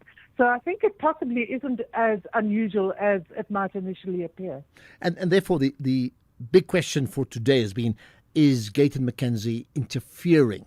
So we've said certainly not in the letter to SAFA, but does it come across as interfering in the letter to FIFA? That means interfering as in taking over the work of SAFA. I don't think so, because the way that letter has been reported, it does sound as though it is, in a sense, an apology. It's kind of sort of settling things down and saying, "Don't worry, we're gonna sort things out." He's not actually taking any action, and he's not necessarily making any promises either. The way that the letter has been reported, so I don't think so. I think that it's fairly innocuous, and I don't think we should read too much into that. So Friday afternoon, damp squib is what you're saying, maybe. Yes. Okay, let's leave it at that. Janet Witten, much appreciate your time, SABC sports presenter and researcher, reflecting on the two letters from Gayton McKenzie, the Minister of Sport, writing one letter to SAFA, being very critical, calling for facts and figures regarding what happened about that yellow card, and another letter to FIFA, effectively, apologizing in many ways about what had happened and suggesting South Africa certainly is not the type of country to take advantage. Meaning, if you're playing a player with a yellow card, you are effectively taking advantage, aren't you, of a situation and hoping you don't get found out around that. So, what do you make of that? But Janet Witten's thoughts are very, very interesting. It's like, okay, he's normally the populist, but maybe not so this time. Maybe this time he's got it right, which is maybe closer to what Tumi said earlier about it's a grey area as opposed to maybe others who are far more critical. Either way, this is the National Pulse. You are connected to it. Let's hear from you as well. And on this issue and others as we get throughout the show. I can tell you now, by the way, after 5 o'clock, regarding the ad hoc committee meeting, we will commission, that is, we will pick out some key moments from that and play it. So highlights of the day, let's call it that. That comes up after 5.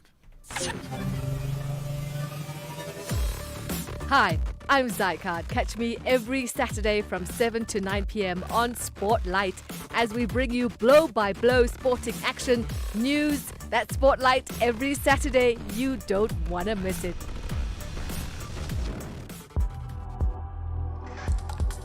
Ashraf Garda on the National Pulse. Okay, it's a Friday afternoon, and you may think, let's not talk finance, but we have to when there's news about the audit outcomes report of the 2024-25 financial year from the Auditor General with regards to the Free State, right? So let's then talk to Ketso Makume, the Free State MEC Treasury and Economic Development. MEC, appreciate your time. Thanks for joining us on the National Pulse.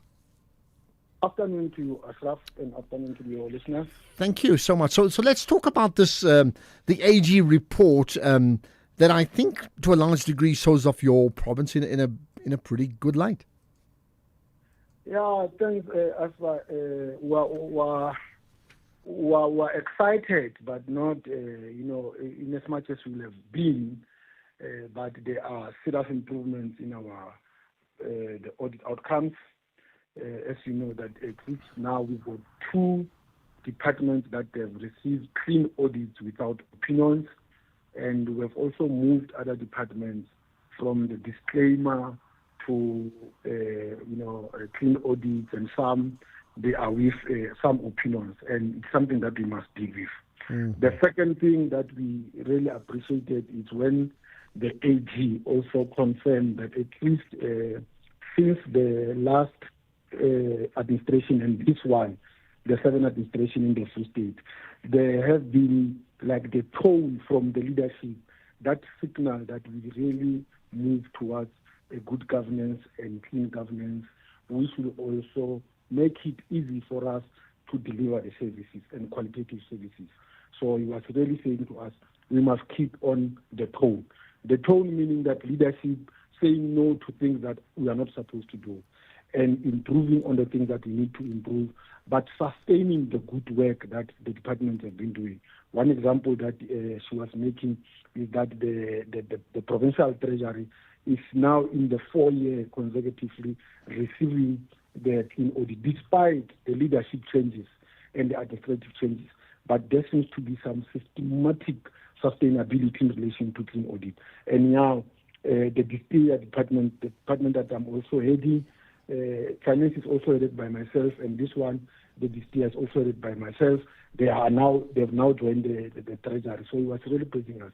But it was also emphatic on the things that we really need to do and improve on. Right, let's talk. I mean, part of that Auditor General report is that, and I'm quoting, clean audits and service delivery are inseparable. I mean, let's talk about that, because it's true. You know, if you're not having a clean audit, you're unable to deliver. But what does this say about your province in terms of service delivery? Are you getting that right? Look, remember after the president talks about municipalities having to go and learn from other municipalities the practices in relation to audit outcomes.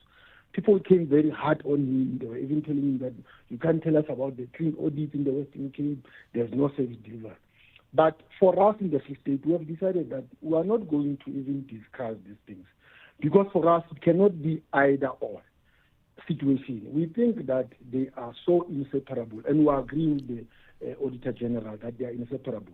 Look, the moment we begin to secure a clean audit means whatever that we have planned to do in relation to financial plans, you have actually met it. Number two, you have complied with the rules and the laws of this country.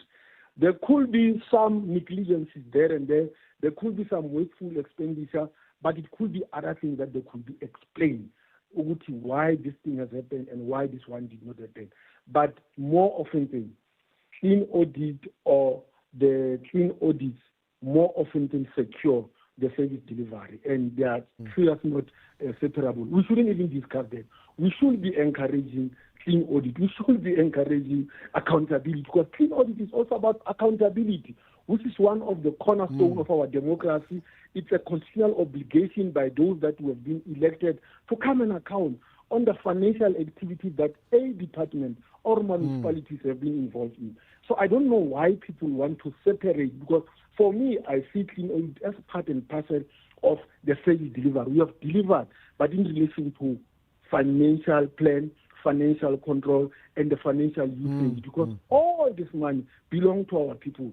So if you have done something that really you are meeting all the financial regulations, you are within the law, it's good and well for good services. The problem is that if you don't eye or you don't aim at the clean audit, I can tell you impunity is going to be a norm. And once impunity is going to be a norm, you are always going to see the reputation of unclean audits. Yeah. Well, look, it's great that you are celebrating a clean audit. On the other hand, the fact that you are celebrating a clean audit suggests that a clean audit is not the norm in many of South Africa's, provinces or local councils. I mean, that is disappointing, isn't it? It is. It is as well. I mean, we are in 30 years now in democracy. We're supposed to have learned a lot of things.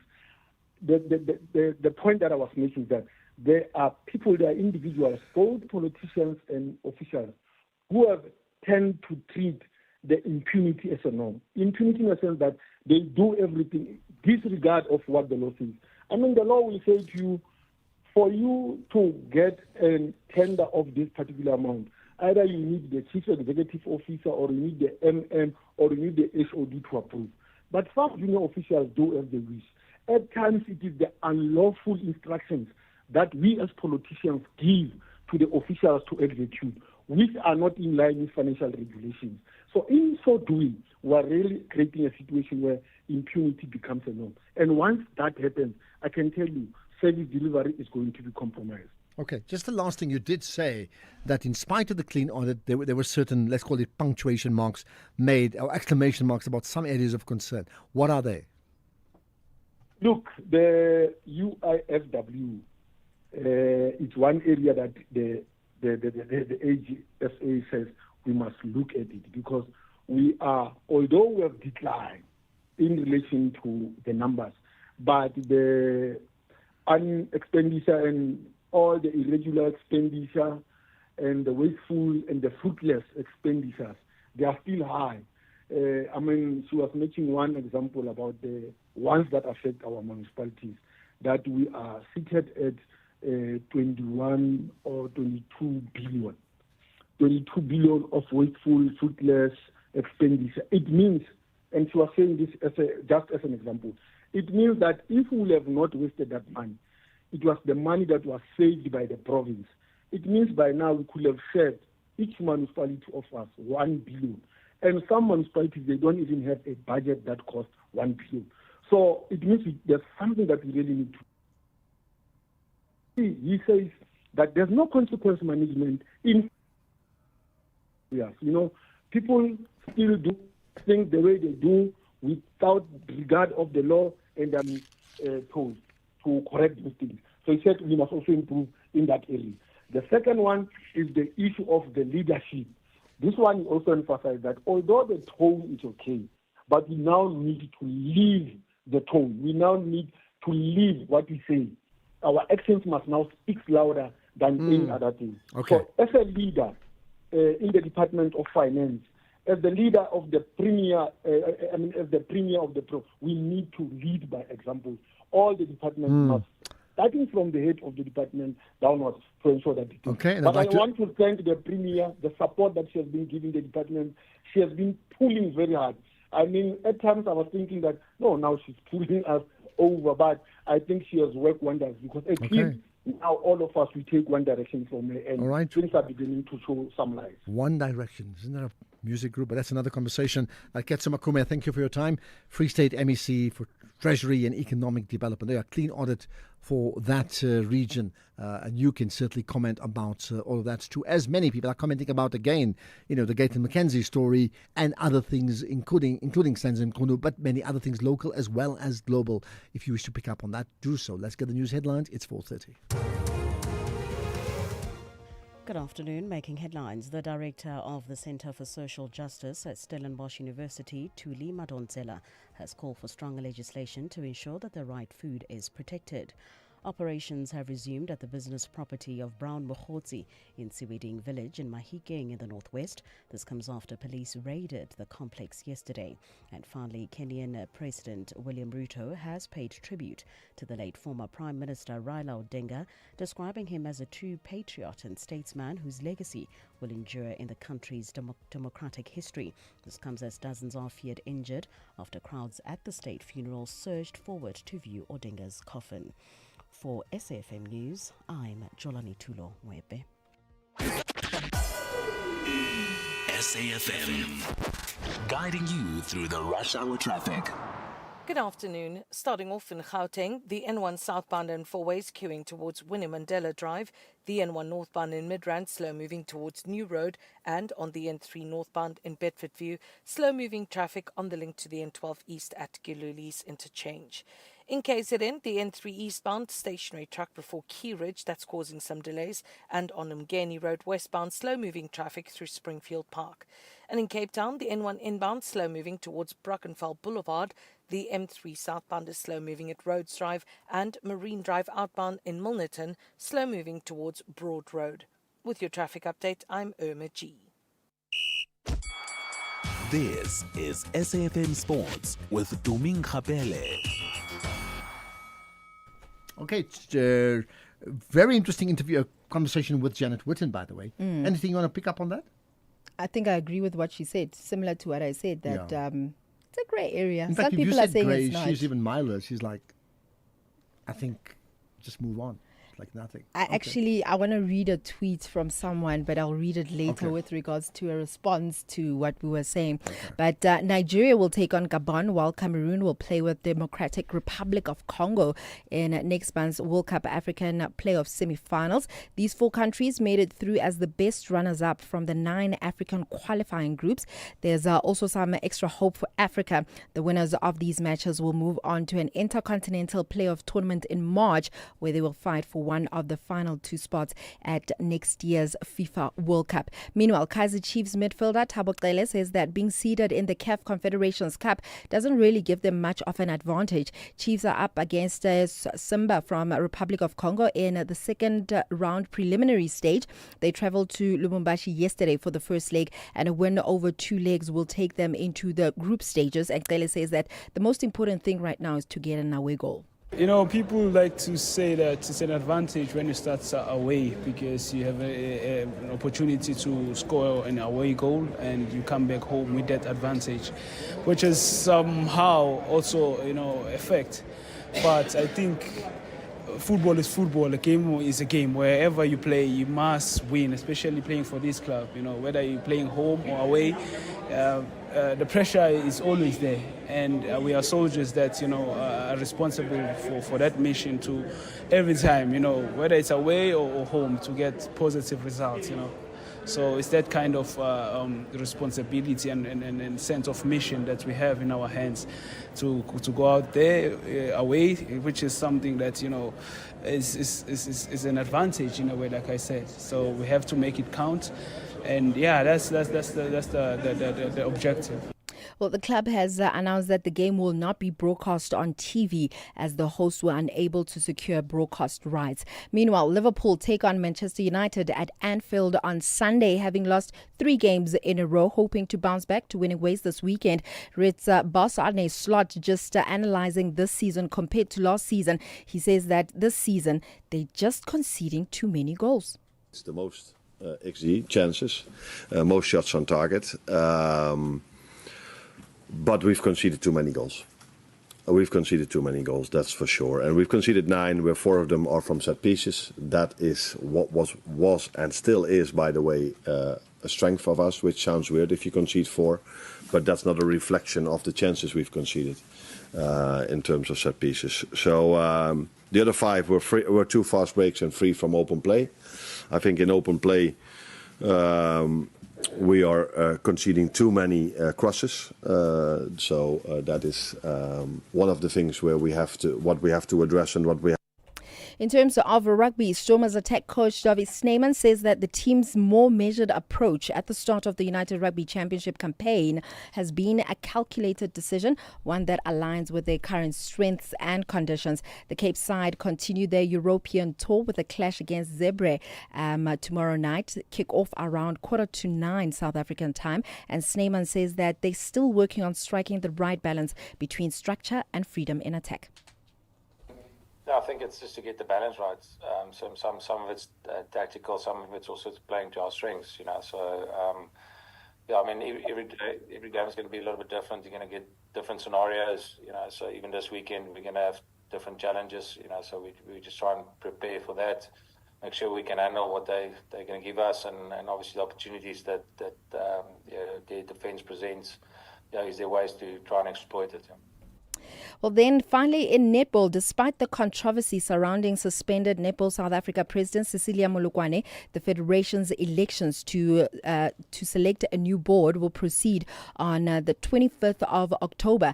Now, Molokwane, who was suspended by World Netball 6 months ago for alleged financial misconduct and staff harassment, broke her silence yesterday in a press conference. Netball South Africa is currently facing turbulent times following unsettling reports involving both its CEO Mudiri Komane and Molokwane. And Netball South Africa acting president Mamedi Ali has confirmed that the elections will continue as planned, stressing that only the council has the authority to postpone or cancel them. And Netball South Africa also released a statement today confirming that Molokwane remains under suspension despite her dramatic press conference in which she declared herself reinstated as president. You know, the elections, as Netball South Africa, we follow the process and procedure. We have a constitution that is guiding us. So acting outside the constitution, it's quite, a challenge for us. But at the end of the day, council, it's a decision. That's where we make decision. That's where we take a resolution.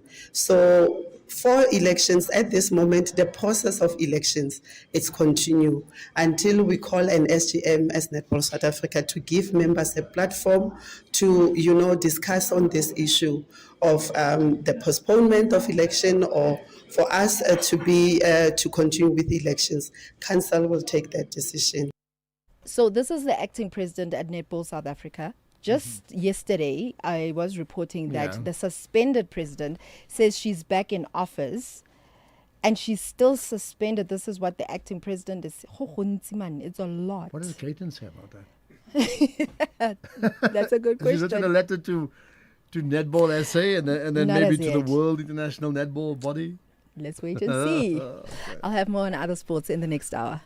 With misinformation and disinformation around us all the time, where can we turn to for news and information that is not fake?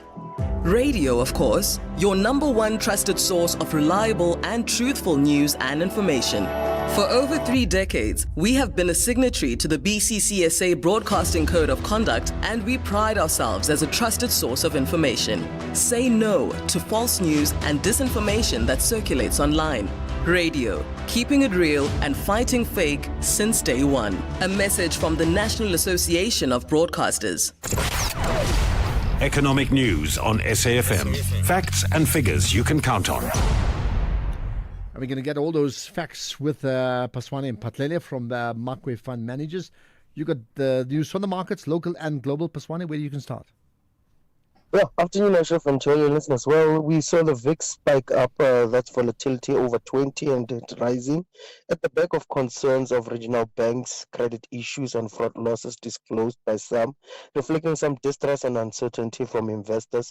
We saw a lot of global indexes trading lower, like a Bitcoin chart sitting at 106. Along with those weaknesses, they were flowing into different asset classes. We've seen also gold seeing some profit taking place. We see down 2%. At $4,237 an ounce. Dollar and yields rebounded. Oil was helpful, down at $61, continue to be beneficial for buyers like South Africa. Developments that helped cap some losses was the fact that Trump has said the tariffs with China is not sustainable and is looking to make sure these things turn to the right direction. While Trump was also planning to meet with Putin, and these helped cap losses. We've seen it through the likes of the U.S. indices, supported further by the company earnings. We see the U.S. indices are up 0.2, recovering all those losses, while Europe DAX is down 1.1%, FTSE down 0.6. Locally, we are down a sharp 1.9%. Essential sectors down 6%, flat by the industrials, and up by the industrials 0.2, while financials were flat. The rand against the dollar showed some weakness, but still holding good levels at 17.38 against the dollar, 20.27 against the euro, and 23.30 against the pound. Okay, perfect. Thanks for that, Paswane. Have a great weekend. And we'll, of course, we'll connect to your team, you and your team, on Monday.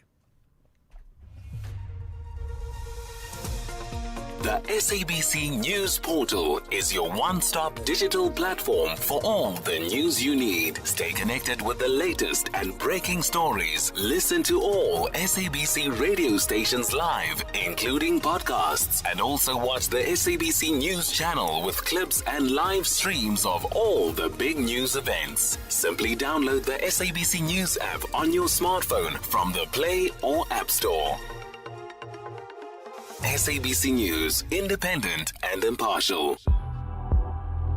X at SAFM Radio and at Ashraf Garda. Okay, let's we're going to talk about energy vehicles, and you need to know that it's very important. But there's so many comments about Mackenzie and Jordan. It's the big show. Yeah, afternoon, Ashraf. It's Shata in Mulechi. Ashraf, I want you to look at the clips of Jenny Jordan after the game of Bafana Bafana and Rwanda.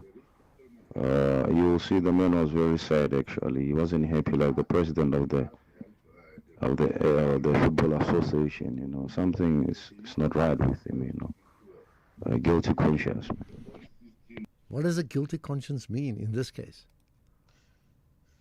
Good afternoon, Ashraf. It's Uncle D from Bombela here. On the issue of the Minister of Sports, Gayton Mackenzie, I think he should stay away from SAFA, as he's going to get us in trouble as South Africa, because FIFA doesn't want the government to be interfering with sports, so they might ban South Africa, Bafana Bafana from this thing. So it mustn't cause us problem. Please, you must stay away from SAFA.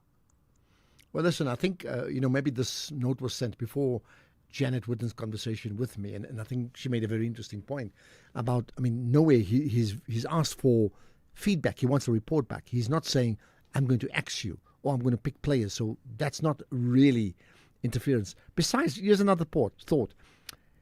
What is his job as the Minister of Sport? When does he get involved and when does he not get involved? Hi, Ashraf and SAFM listeners.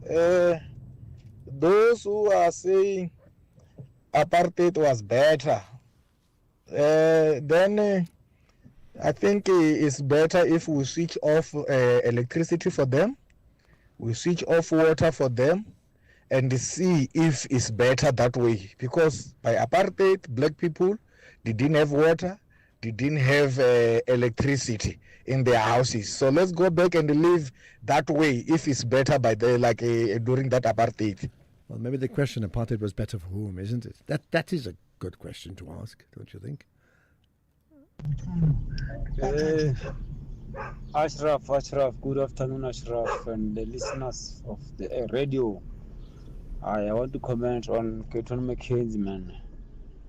I think the guy is right, man, because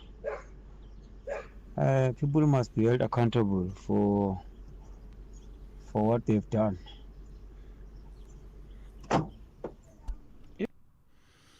Okay, and here's another. Good afternoon, Ashraf. This is Nati from Cape Town. I think Gayton McKenzie should stay away from SAFA. He knows exactly what happens when government gets involved into like an association thing or maybe football federation things.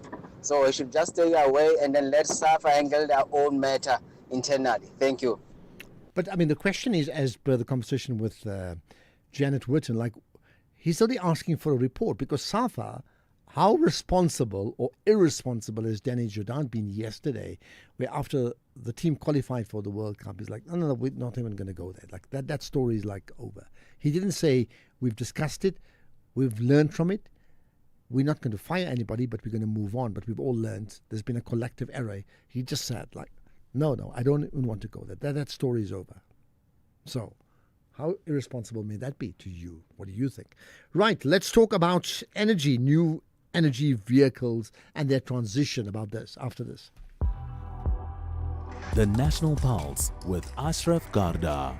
Weekdays, 3 to 6 p.m. It's interesting. I was in Toronto last year around October, and that's when I saw this flood of these new energy vehicles. Not that you don't see them in South Africa, but at that time, this whole line, I think at Niagara Falls, by the way, and all, sort of energy-driven cars, right, or battery-operated, as you would think about it. And slowly but surely, it's now getting into South African spaces, and I say that because coming up soon, we have the launch of the inaugural New Energy Vehicles Summit, so NEV or NEV.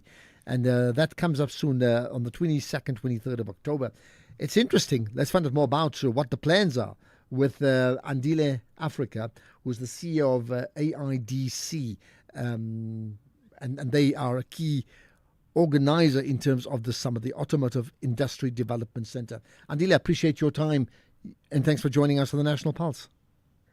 Thank you, Ashraf, and good afternoon to the SAFM listeners. Right, so I've got notes about the summit coming up at Gallagher's Convention Centre in Midrand, next week sometime. So how big a deal is it? Meaning, is it just one of those things that we normally have, or should this open our eyes?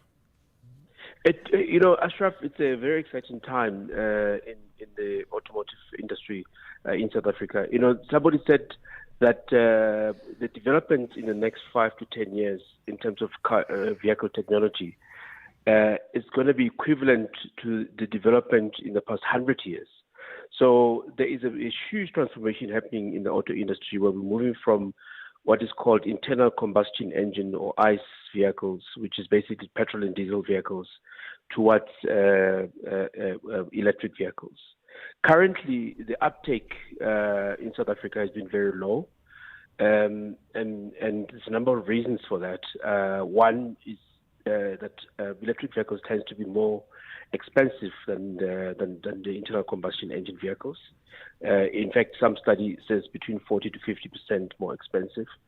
And so what some governments have done is that they've introduced incentives or subsidy programs to encourage people to move from dirty energy, which is petrol and diesel, to cleaner energy, which is electric energy. And I mean, in terms of the electric energy, there's also now, in terms of vehicles, for example, there's an appetite for that now, right? Besides the need for it to be cleaner, there's a greater acceptance now in terms of driving safe vehicles around that way compared to what happened before. There is, in Europe, it's not just an acceptance issue, but it's actually a legislative issue for Europe. Interesting enough, South Africa, and in South Africa, we've got 7 major OEMs or original equipment manufacturers of vehicles: BMW, Ford, Nissan, Mercedes-Benz, VW, and so forth. Up to 70% of our production in South Africa is actually for export, and into our export target markets or destination markets is the UK and Europe. And in Europe, they've legislated that by 2030, they will not register any new vehicles that are petrol or diesel. Okay. And that they will only be registering electric vehicles. So it's not a nice to have. And, the auto industry in South Africa employs over 100,000 people in the manufacturing side. And so we've got a potential of losing those jobs if we don't move fast enough to meet the demands of our destination. Okay, because you are exporting to them, so you're saying they will not buy our vehicles, right?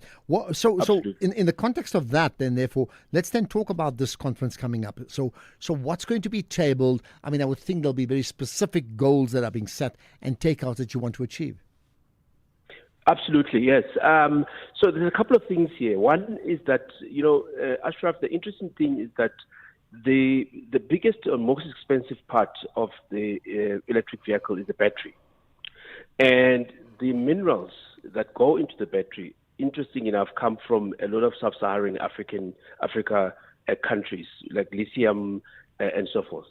And yet those minerals get exported into the markets such as China and Europe, where they get beneficiated and manufactured into batteries, and then we buy those back here. So there's an opportunity for us as part of the sub-Saharan African regions to actually beneficiate the manufacturing of the battery in South Africa.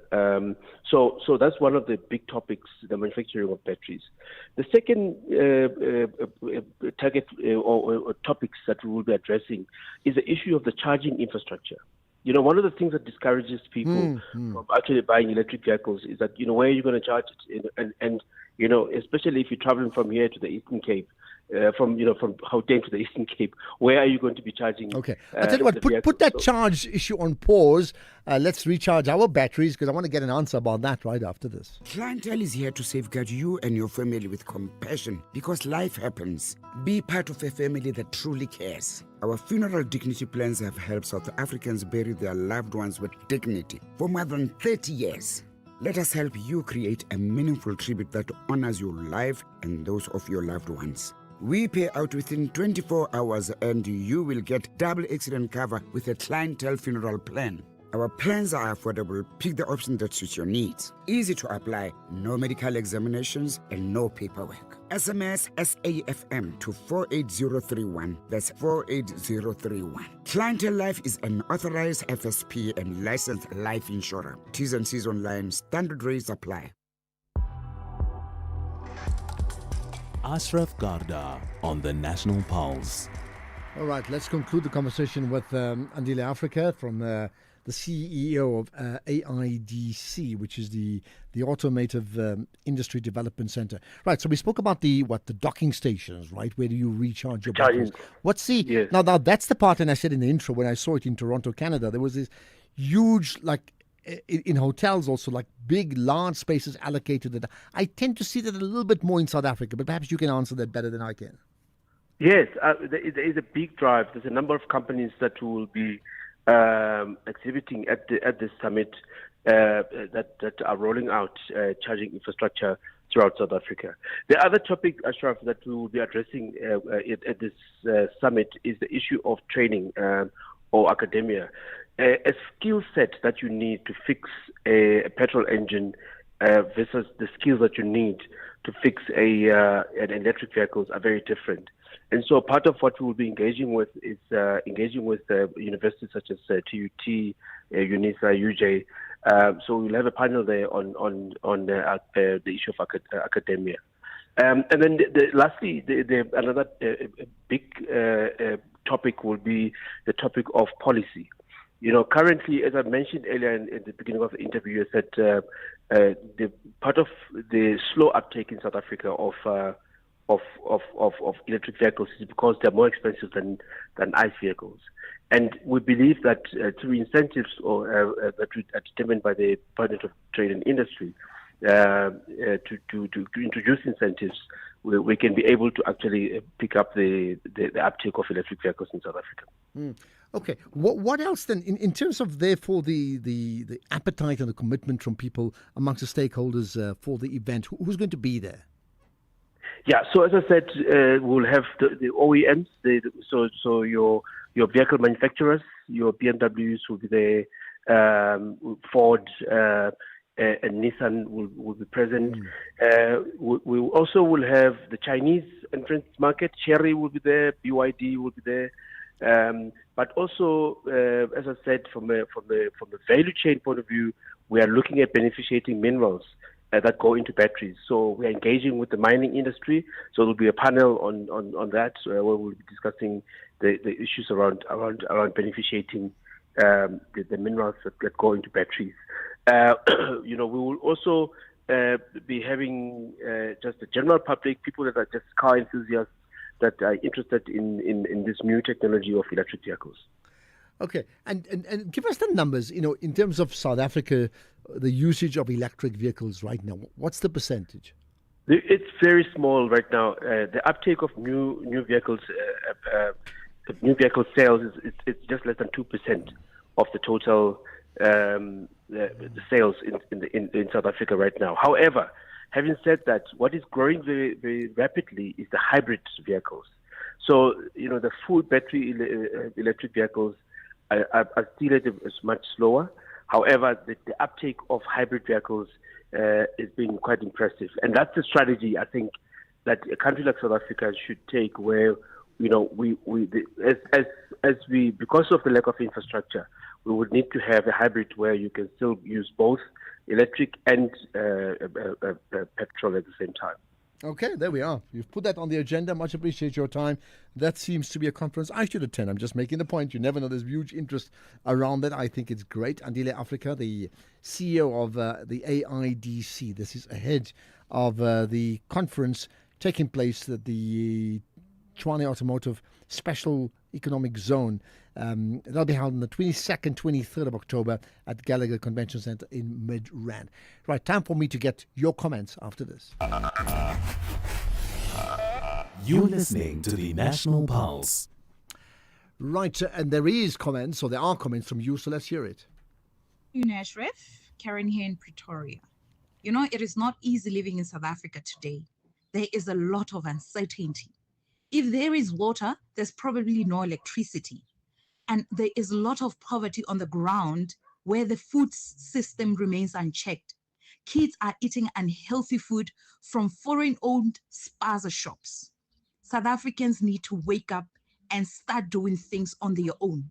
Join relevant programs and start producing our own food, even from the back of our yards. That is the least we can do, because there is no government that is coming to save us. There is no government that is coming to save us. In fact, what is the role of government? Just think about it. What is the role of government? Here's another what if. Ashraf, what if we didn't qualify for the World Cup? What then?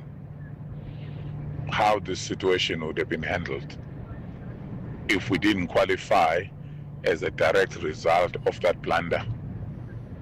Well, at least now we don't know because now we have qualified. I'm happy we don't have to know, but yeah, I don't know. But look, the biggest what if would have been that if we didn't qualify, we would not be going to the World Cup. That's the thing. How they would have handled it, who knows? Good afternoon, Ashraf. This is Sylvester from Naisna. Pointing to Mr. Mackenzie, our Minister of Sport. Number one, Mr. Mackenzie is very energetic. Number two, is a person that it was an excitement. Whatever happened there, it was an excitement. That excitement was right. You need to challenge. We can't say we know what Safa is going to say. We know what Sifa is going to say. No. He was right. He was 100% right. This is Sylvester. Nice show. Thanks, Sylvester. Great. I'm glad you enjoyed the show. Interesting. Mackenzie, Gayton and Danny were sitting next to each other for that World Cup qualifier. I wonder what what do they say on WhatsApp to each other? I just wonder, what do they say? By the way, talking about this energized Mackenzie, all right, he did use the example of Orlando Pirates and Kaizer Chiefs to say they don't really like each other, but he said 2 days ago that he really wants Nigeria not to qualify for the World Cup because they can. If they win their qualifiers in Africa and then be part of that playoff, I think with one of the other regions, they can qualify. But he's like saying, I don't want them to qualify. I don't want Nigeria to qualify. They don't even want us to qualify. If I know some of the things that they try to do behind the scenes. I mean, it's interesting. That one's sort of gone unnoticed. Afternoon, Ashraf. No, don't be fooled by that guy who came earlier on and said he is disappointed at Mkhwanazi because Mkhwanazi was trying to sabotage Mchunu. I'm a Zulu guy here in Durban, in the deep rural areas of KwaZulu. There is no threat in that audio. I listened to it very carefully. I was very close to it. I listened to it. There are no threats there. He failed to provide for that part where there's a threat. So don't be fooled by Mkhunu and his NC cronies. There are no threats there. Thank you. Okay, don't be fooled. By the way, talking about Mkhunu, what we'll do is, because today, the hearings ended earlier, we'll play some sound, maybe 5 or 6 clips, like key moments from today's hearings from the ad hoc committee. So what I'm asking you is, after the news, it all comes up then. Right now, it's Greg Host, the news at 5.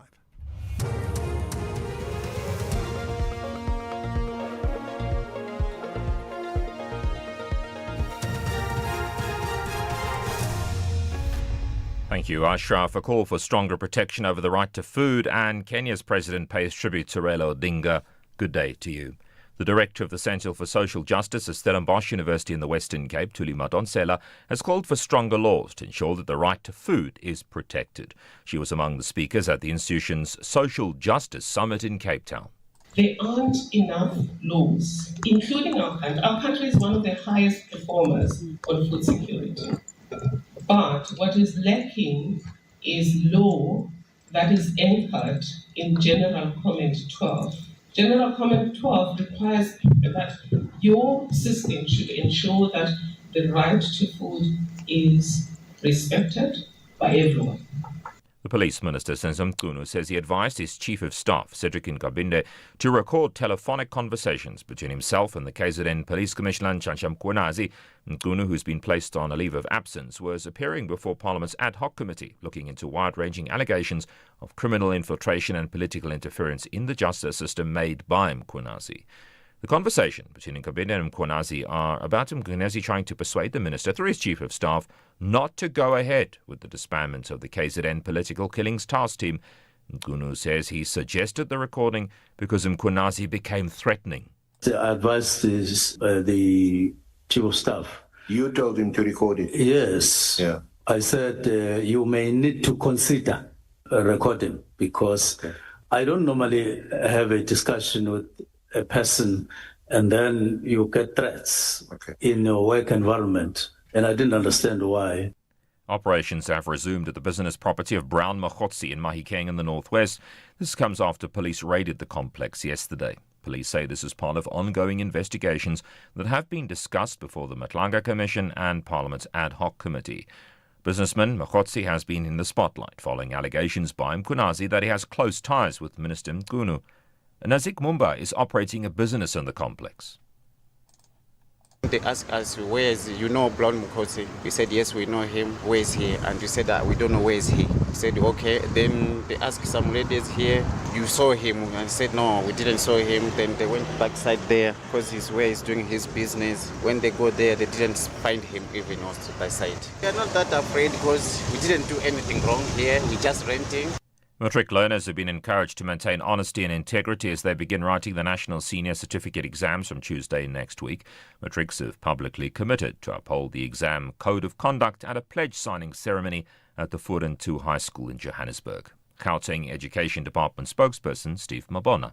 We have since improved the warehouse in terms of the security, the timing of the paper when it's going to be moving from the warehouse to the distribution points, well timed, and also adhere to the protocols around managing the paper, make sure that when it's in transit, it's well guarded like money. So we have security that is going to be assisting us, and also the scanning and the surveillance cameras where we store the papers.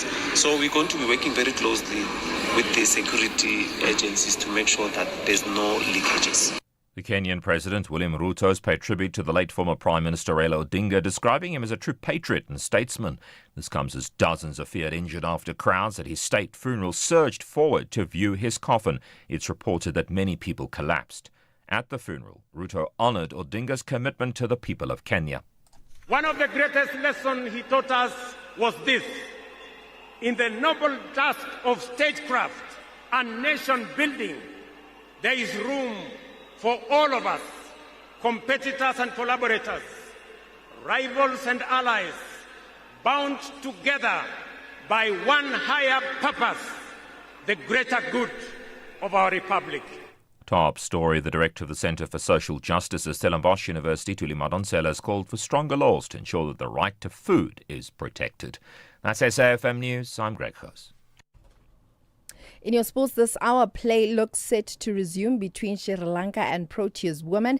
African FAs urged to tighten administrative standards after Bafana Bafana enable South Africa elections to proceed despite leadership chaos. More details at 5:30. And this traffic report is brought to you by Auto & General Business Insurance. Auto & General, never not there. Auto & General is a licensed non-life insurer and FSP. T's and C's online. SAFM, guiding you through the rush hour traffic. Good afternoon. Starting off in Gauteng, George Storer Drive, westbound in Pretoria, has roadworks reported with traffic restrictions at the Fountain Circle. And traffic lights not working at the intersection of Hendrik Potgieter Road and Jim Fisher Road in the Velton-Vreden Park area. In KZN, the N3 westbound, a stationary vehicle before Market Road that's queuing traffic, and the N2 northbound queuing through the construction area north of Spaghetti Junction. In Cape Town, the N1 outbound has a stationary truck on Plattekloof Hill and Main Road northbound slow moving through Muizenberg. With your traffic update, I'm Irma G. And this traffic report is brought to you by Auto & General Business Insurance. Auto & General, never not there. Auto & General is a licensed non-life insurer and FSP. T's and C's online. At Auto & General, we understand your business is built on more than just vehicles. It's your stock, tools and equipment, and the premises where you work.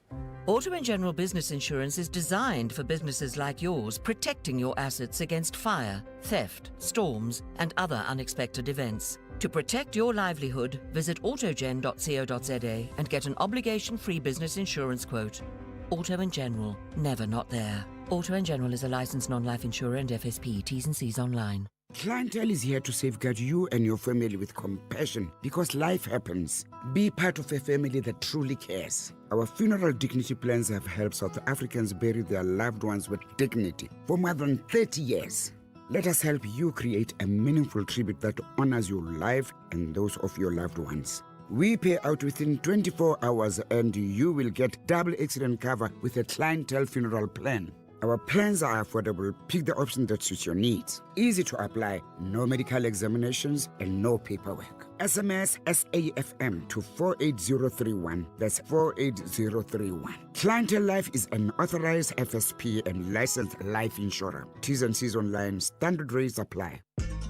Gordon Ramsay is back, and your favorite kitchen disasters are still somehow in business. New season, same confused chefs, terrifying walk-ins, and enough grease to fry your Wi-Fi. Watch as Gordon tries to fix the unfixable with nothing but sheer rage, British sarcasm, and an iron stomach. Kitchen Nightmares Season 8, Wednesdays at 6 p.m. on S3. Come for the food, stay for the emotional damage.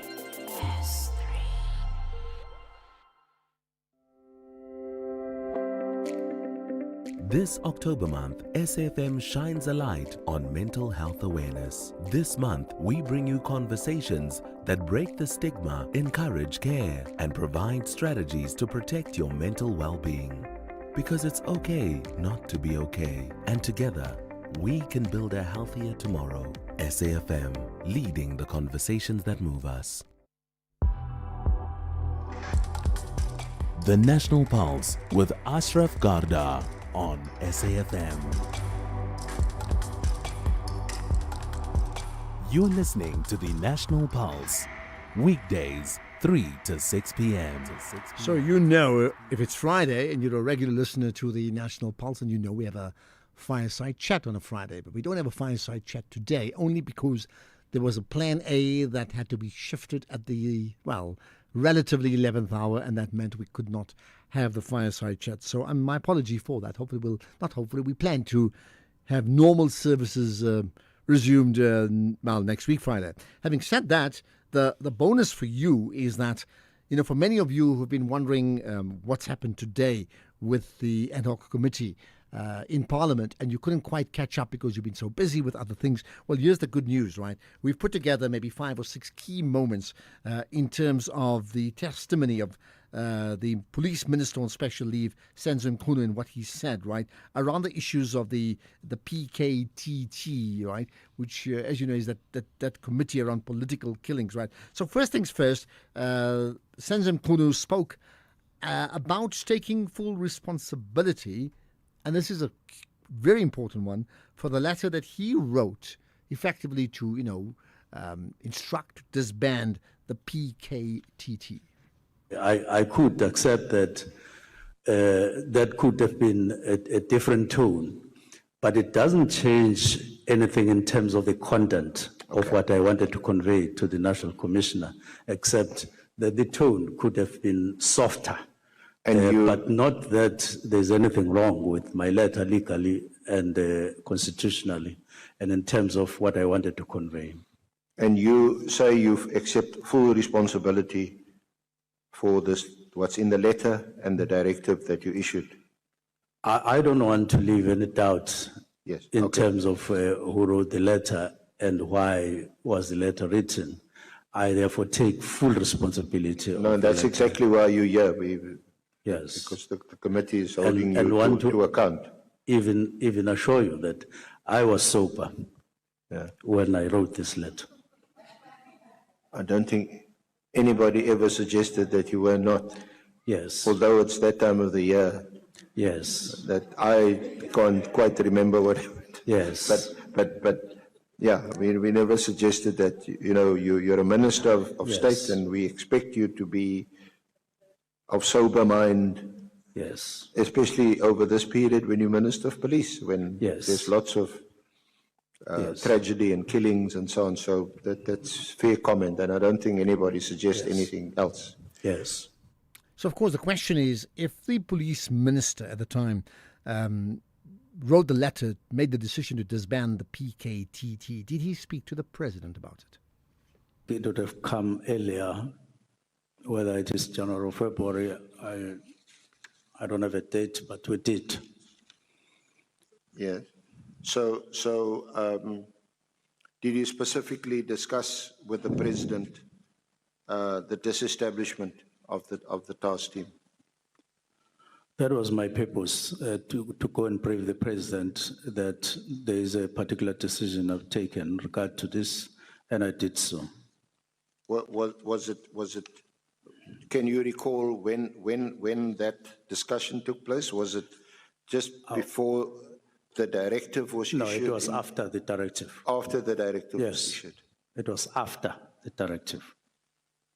So the president also saw on social media or in the media that the task team has now been disestablished by you. He also just heard about it. Well, I'll have to give you evidence that he picked it up from social media. I don't know. What I know is that I sought an appointment and it was granted at a particular time and I went to brief him. I didn't ask whether he had seen it or not. So you didn't inform the president before you issued the directive. You only spoke to him after you issued the directive. I've already said so. Okay. Senior Counsel. So thank you. So we do know that the Lieutenant General Nhlanhla Mkhwanazi had made an effort to have a meeting with, well, Senzim Mchunu on the one hand, together with General Masemola and General Sibiya, so as well as, in fact, Brown Mokhotsi too. So why did it not happen? Okay. You have asked me two questions, General Masemola's response and the request by General Mkhwanazi. Let me respond. Let me start with General Mkhwanazi. I received this, I confirm. I read it, I confirm. I responded to him, I confirm. Now, I started by asking myself, what kind of a structure is this? I was alone. I think we don't have a structure like this in SAPS. Doesn't exist. Where you call the National Commissioner Sibiya, Khumalo, you call Mokhotsi, you don't have it. I've been working as an executive for quite some time, provincial and otherwise. You can't call a meeting like this. I couldn't call it. So why did you ignore it? Because there is no such a structure. I'm not complete. I haven't completed my response. Okay. I took a decision that I wouldn't call a meeting like this because I wouldn't know what do I call it? It can't be done. You can't do so as a minister. You can't. As a matter of principle, you can't do it. Even if it raises clearly serious concerns. Why couldn't you tell him, okay, Mkhwanazi, I'm not going to convene this meeting that you request because there is no such a structure. But I will meet with you. I will talk to you. You tell him you will revert, but you say, yeah, you will revert at some point. And the point is you never did. Now read the first paragraph properly. It says, please forgive me for writing this message directly, but I feel I must respectfully request a meeting in order to deal with internal issues within our organization, which affects me and my family, and has a potential of destabilizing our crime fighting efforts. Yes, a very respectful meeting. It doesn't, it's not a demand. Now, let me respond, Senior Counsel. I'm saying as a matter of principle, I couldn't convene a meeting like that, where I invite Brown Mokhotsi, who is outside the organization, who is not part of internal organization if our organization means SAPS, which is my interpretation. Then I call somebody and they say, come and let us discuss internal issues. But secondly, General Mkhwanazi says there are matters that are affecting him and his family. Now, what I wanted to do, I wanted to have a meeting in terms of response here, to have a meeting with him alone to say, what is the aspect that affects you and your family in the work of the organization and so on, before I could convene a meeting. But generally, on this one, I wouldn't do so. I wouldn't invite Mokhotsi. in a meeting where I'm meeting the generals of SAPS. So why, Minister, why didn't you just tell him? I will revert to you, but you should know. We cannot discuss matters of the importance that you raise with private third parties or private citizens. So yes, I will call a meeting, but it will exclude Mogotsi or anyone else that's not an officer that serves in the South African police. That would have been a better response. It would have come in a meeting that, when I rationalized properly after responding to him, that the best thing to do is to call General Mkhwanazi alone, and we meet and we discuss this, to say, in order to respond with integrity on the WhatsApp, there must be a particular way, but it would definitely exclude Brown Mkhotsi. But I want to have a meeting with you alone so that you can give an indication of what you want me to discuss. Okay, we'll have more, but you can comment as well, just based upon what you've heard regarding today's Senzo Mkunu's testimony, but also not just that, anything else we've covered on the show, or maybe even something we haven't quite covered on the show and you want to put it on the agenda. So let's hear from you. 086 000 2032. By the way, do follow SFM Radio on the X platform, Twitter. Follow me. Take a chance, Ashraf Garda, and you can do the same on Instagram as well as on TikTok. I'm trying to think what else, and Facebook too, right? So please do that, as well as LinkedIn. I think just all these platforms you can do that. Now you can WhatsApp voice notes 0614 104 107 in text or voice note form via WhatsApp. We'll play further testimony from Senzo Mkunu right after this. Spar brings you super savings. Get 2 litre Spar Extra Shelf Life Milk, full cream or low fat for $31.99, plus 100 megs free data on Spar Mobile. Or 200 gram Baker's Blue Label Mori biscuits. Buy any 2 for 30 Rand, plus 50 megs free data on Spar Mobile. Prices valid 8 to 20 October 2025, while stocks last. T's and C's apply.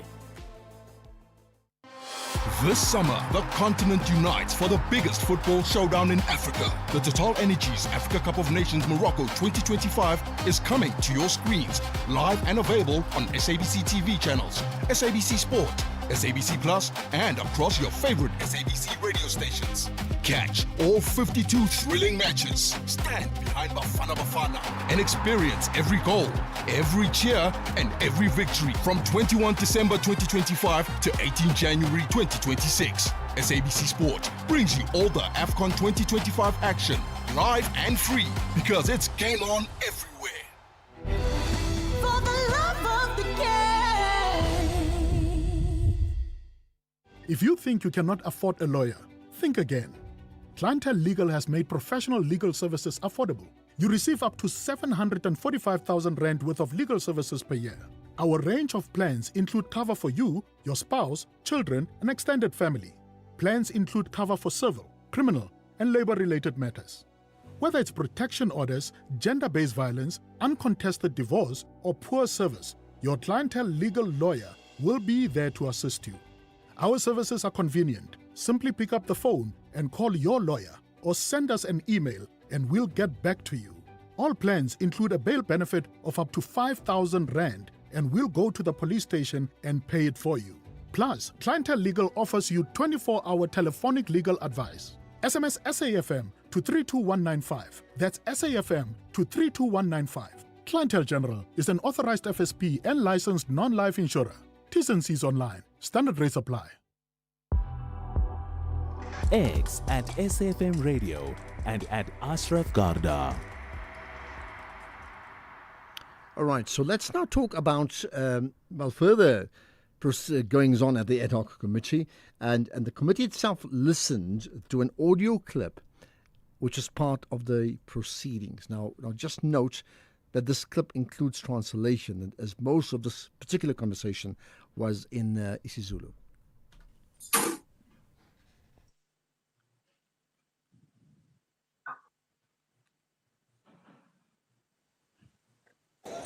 kufanele ngabe ubhalile la ukuthi akayiyeke lento mengabe clean.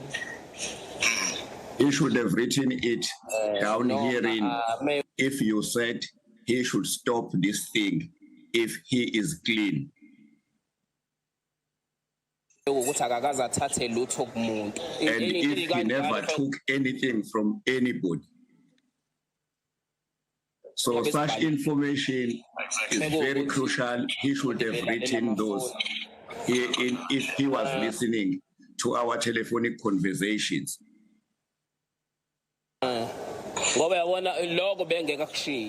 Because he was not going to deliberately omit that, because it is in line with what he has alleged. Around all the issues he has raised, he has not even raised the issue of the warrant.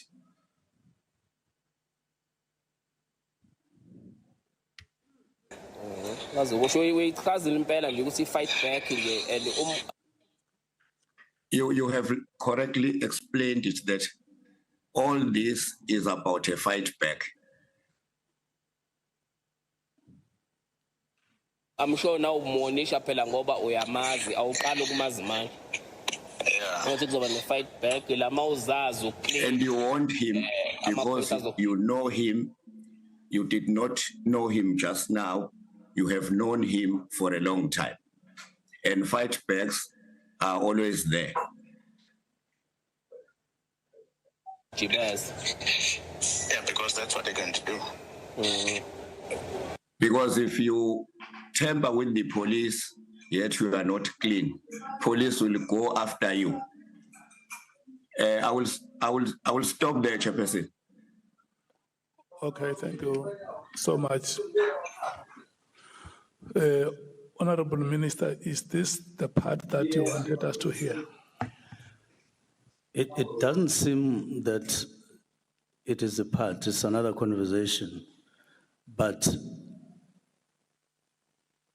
it may be that that conversation, that part of the conversation between the two was not the one when he had started recording, but he did, we did talk with Chief of Staff, but I'm fine at this stage. What we should do now, we were stepping out of this audio because it's not what you want. I'm fine. Okay, well, talking about it's not what you want audio, the minister made that point further.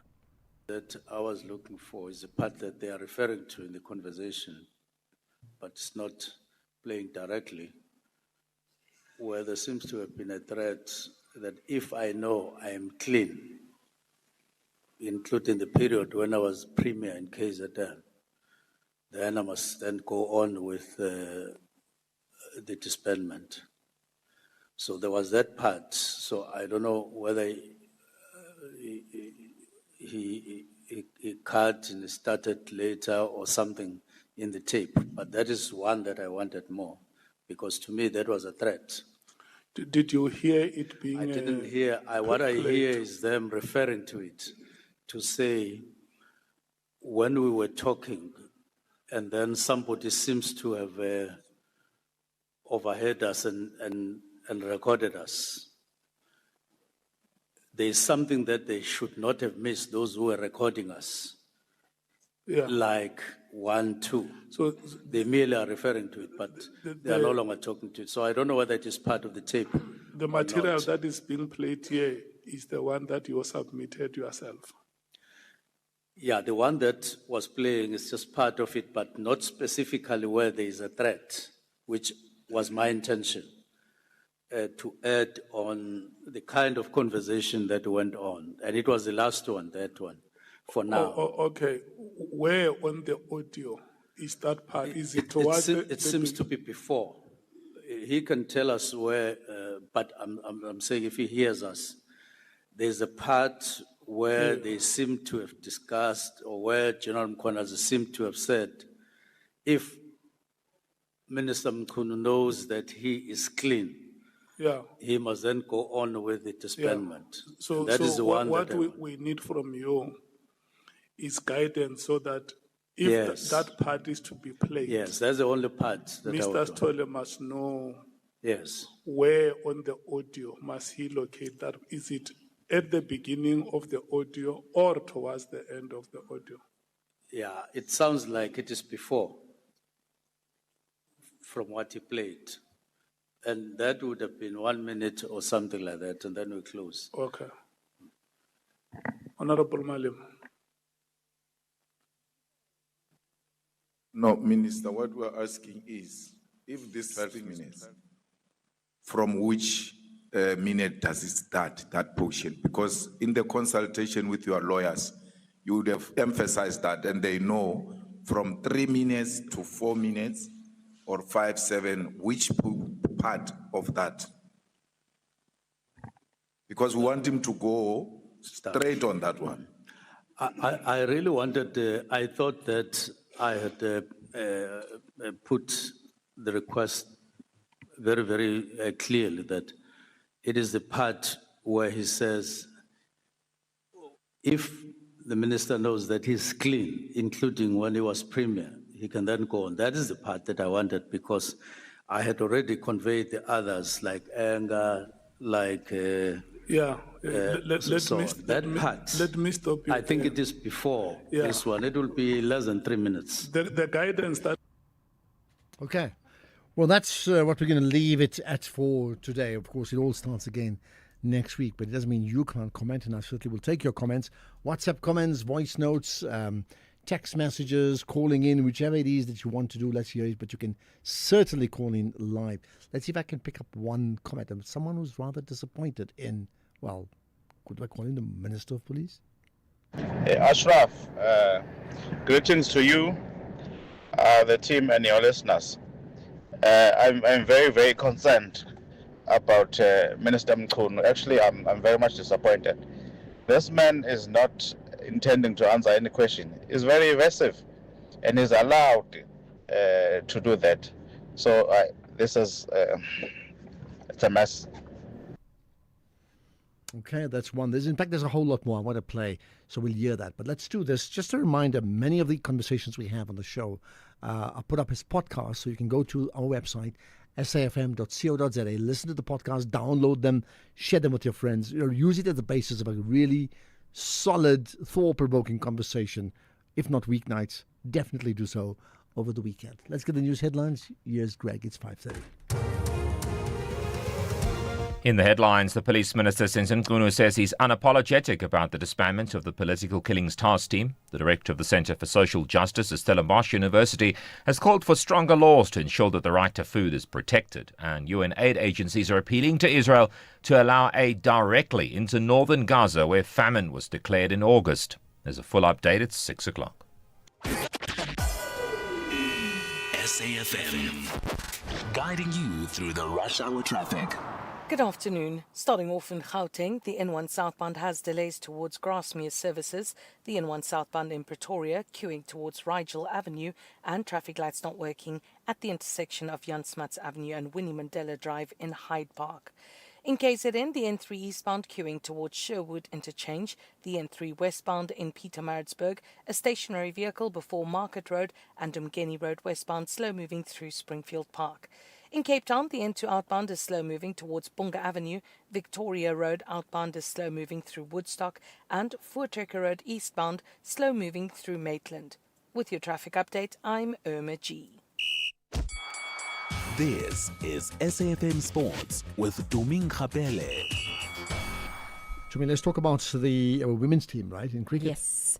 Well, play looks set to resume between Sri Lanka and South Africa after rain stopped play with the host on 46 for 2 in 12 overs. The overs have been reduced to 20 and the umpires have moved towards the pitch and they're currently inspecting it. A win for the Proteas would place them on the brink of a semi-final qualification, especially when it comes to the net run rate. The top 4 teams from the points table will progress to the semi-finals. Meanwhile, in football, Bafana Bafana's recent points deductions has sparked concern across the continent, with former Yanga and Simba SC CEO Senzo Mbatha saying that the incident is a reminder for African federations to be more careful when appointing key officials. Mbatha says that while Bafana have qualified, the mistake should lead to serious reflection in football administration. Unfortunately, those that are in leadership, those that are in power, no longer really worry about the quality of people that they recruit into this position. And also, some also is as a result of people thinking that it's easy to do what we are doing, to go and book a flight and team goes and plays, Also, the people who are in our space, the administrators in our space, also few of them still see this as a career and would really invest in improving themselves and making sure that they are also respected in the space that they are operating in. The administration of our sport, football specifically, has really, in my view, taken a different shape because everybody thinks he can do it. Until such time that something goes wrong, then we realize that, oh, Shepherd, we should have done it better, and the standards have gone down, to be honest. So basically, he's just saying that perhaps SAFA needs to go back to the drawing board, Ashraf, in terms of trying to see if they actually got qualified people in the different positions that they have. That's what they need to do right now. The only part I disagree with is they don't need to go to the drawing board to find it out. No, I'm saying they know it. They know it, but I'm just saying that they need to replan. They need to just get their ducks in order. Who makes the decisions? That's the point. Well, who makes the call? That is the question, right? Nigeria will take on Gabon, while Cameroon will play with Democratic Republic of Congo in next month's World Cup African Playoff semi-finals. These four countries made it through as the best runners-up from the 9 African qualifying groups. There's also some extra hope for Africa. The winners of these matches will move on to an intercontinental playoff tournament in March, where they will fight for one of the final 2 spots at next year's FIFA World Cup. There's Betway Premiership fixture today, Richards Bay hosting Orbit College tonight. Meanwhile, Manchester United manager Ruben Amorim has downplayed the backing that he has received from Manchester United co-owner Sir Jim Ratcliffe. Now, Ratcliffe said last week that Amorim deserved to be with the club for up to 3 years to demonstrate that he's a great coach, effectively suggesting that he has 2 more years with the club. United are 10th in the Premier League table but have won 3 games, lost 3 ahead of Sunday's trip to champions Liverpool. Sometimes with a message after games, but I know, and Jim knows that football is not like that. So the most important thing is the next game. You cannot control, even with owners, you cannot control the next day in football. So I know that, but it's really good to hear that. Also because of the noise, but he tells me, and Omar and Jason tell me that all the time. Well, then in hockey, the SA women's hockey team beat Nigeria 5-0 in their final group stage match at the 2025 Africa Hockey Cup of Nations to book their spot in Sunday's final. Goals by Jean-Lee Dutoit, Quantina Bibbs, Hannah Pierce's brace, and Kaylin Murray sealed their victory for the side. SA finished the group stage as top of their group and will face either Kenya or Ghana to defend their title. Just to round up things, Ashraf, predictions for this weekend. If play resumes today between Sri Lanka and the Proteas women, I confidently believe that the Proteas women will win. Against Sri Lanka now? Yes, okay. Today. Connacht versus Bulls. It's a tough one, but I think Connacht is going to win. Then there's the SA women versus Kenya or Ghana in the Hockey Africa Cup of Nations. South Africa is going to win. That's on Sunday. Liverpool versus Manchester United. I think Liverpool is going to win. Obviously, Man United, they're the form team. Liverpool have lost 3 games in a row. I think Liverpool... United are going into the game as the form team. I honestly think that Liverpool is going to win. And USA GP, I think Max Verstappen is going to take that one on Sunday. There we are. Thank you. Yeah. We don't have to worry about Bafana anymore. Thank goodness for that stress. That's out of our heads. Thank gosh. With that said,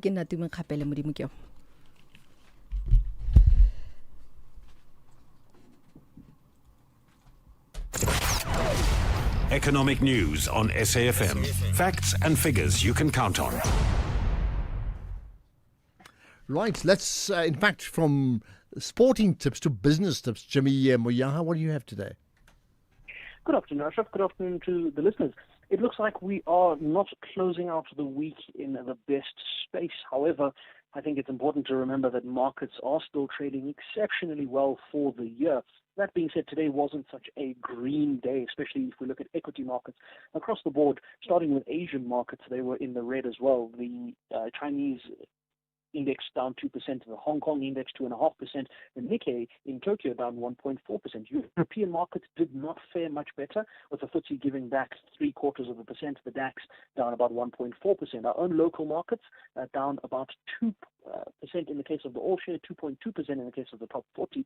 Biggest loser there on the day, resource stocks wiping out the 5% gains that we saw yesterday, down about 6% on the day's trade. The gold price is back at $4,255 a fine ounce after having broken above $4,300 overnight.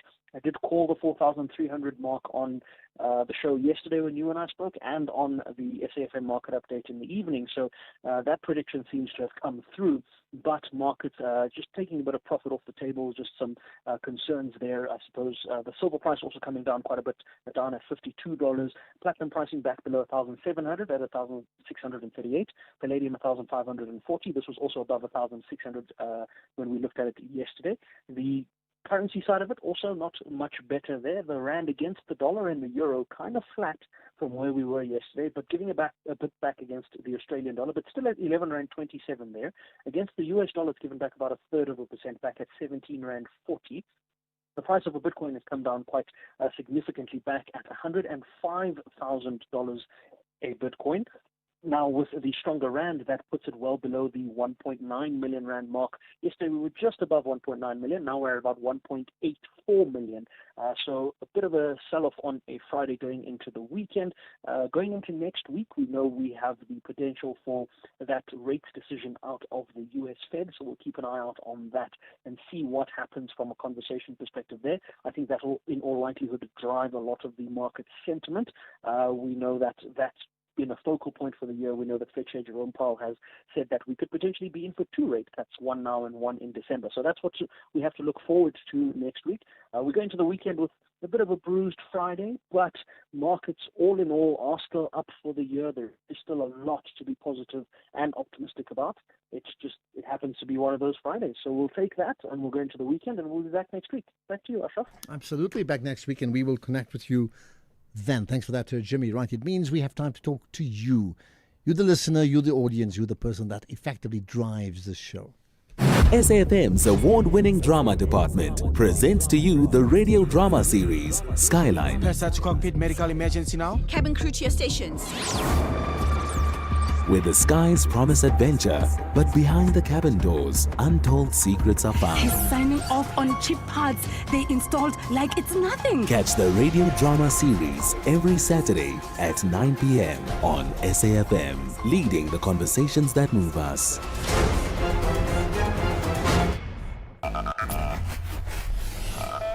You're listening to the National Pulse.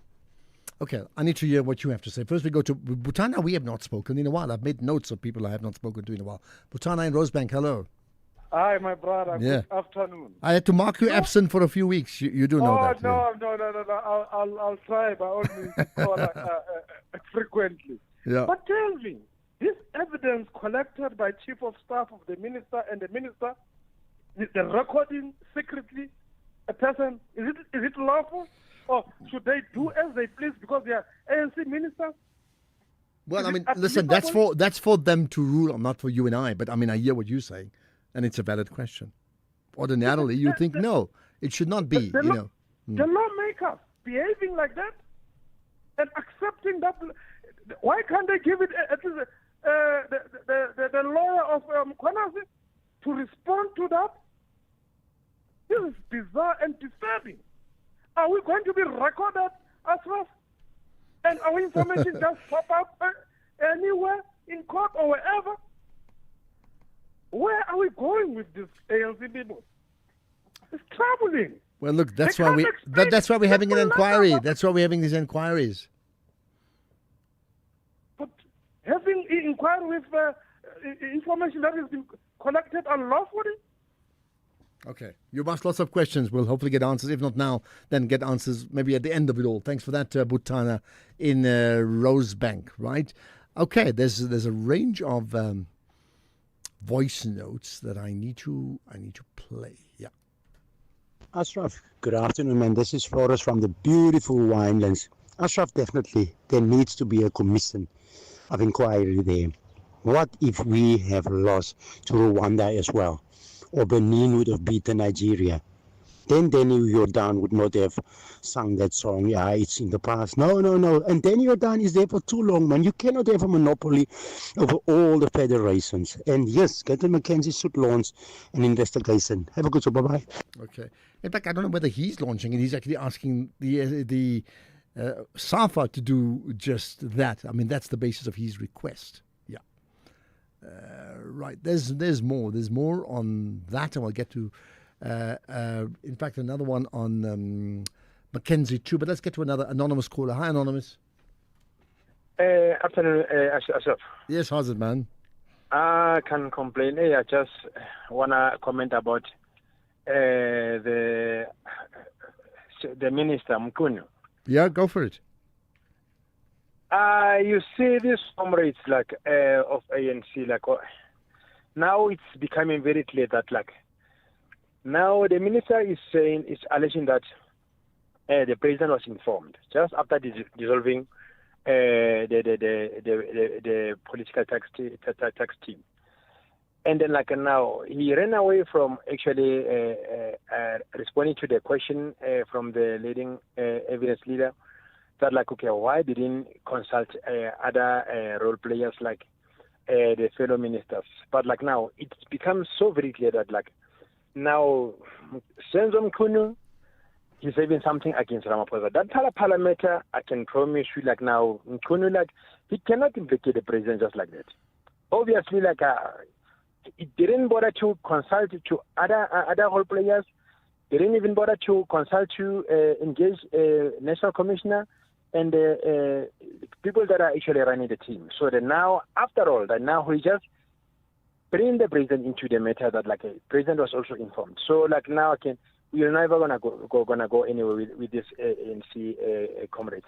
Clearly that like now our country is going nowhere, guys. Okay, but what about the hope of that we're having an investigation in the first place, Anonymous? Thanks for that call. But I mean, think about that. I mean, I know there's problems. There are many problems, but we are having investigations, right? Isn't that a good thing? Afternoon, Ashraf. You know, instead of Gaten McKenzie sending letters now after the fact, you should tell us, has he paid back Joanne du Plessis, the silver medalist from the Olympics in javelin? He publicly promised to pay back her father because her father paid for all her training and the government gave her nothing. So has he kept his word? Because he makes a lot of promises. The only promise he kept was putting rugby on SABC. I don't know how that helped anybody. That was the only promise he kept. Well, it must have helped somebody. That's why you're talking about it. So here we are. Ashraf, clean audit, it's a foreign concept to our municipalities. Okay? And impunity is the order of the day in our municipalities. So there comes the president talking about social justice, of which he himself is not practicing that social justice by not giving his people water, services, and so on. And this in itself is crime against humanity. Thanks to Ilya Nkuma. Which is a crime against humanity? I'm not too sure which part you're talking about that is a crime against humanity. By the way, earlier on today we had a conversation, first of all, the President, Ramaphosa, talking at the Social Justice Summit, speaking about the need for, never again must we have lack of water and, things like that we know that we are missing.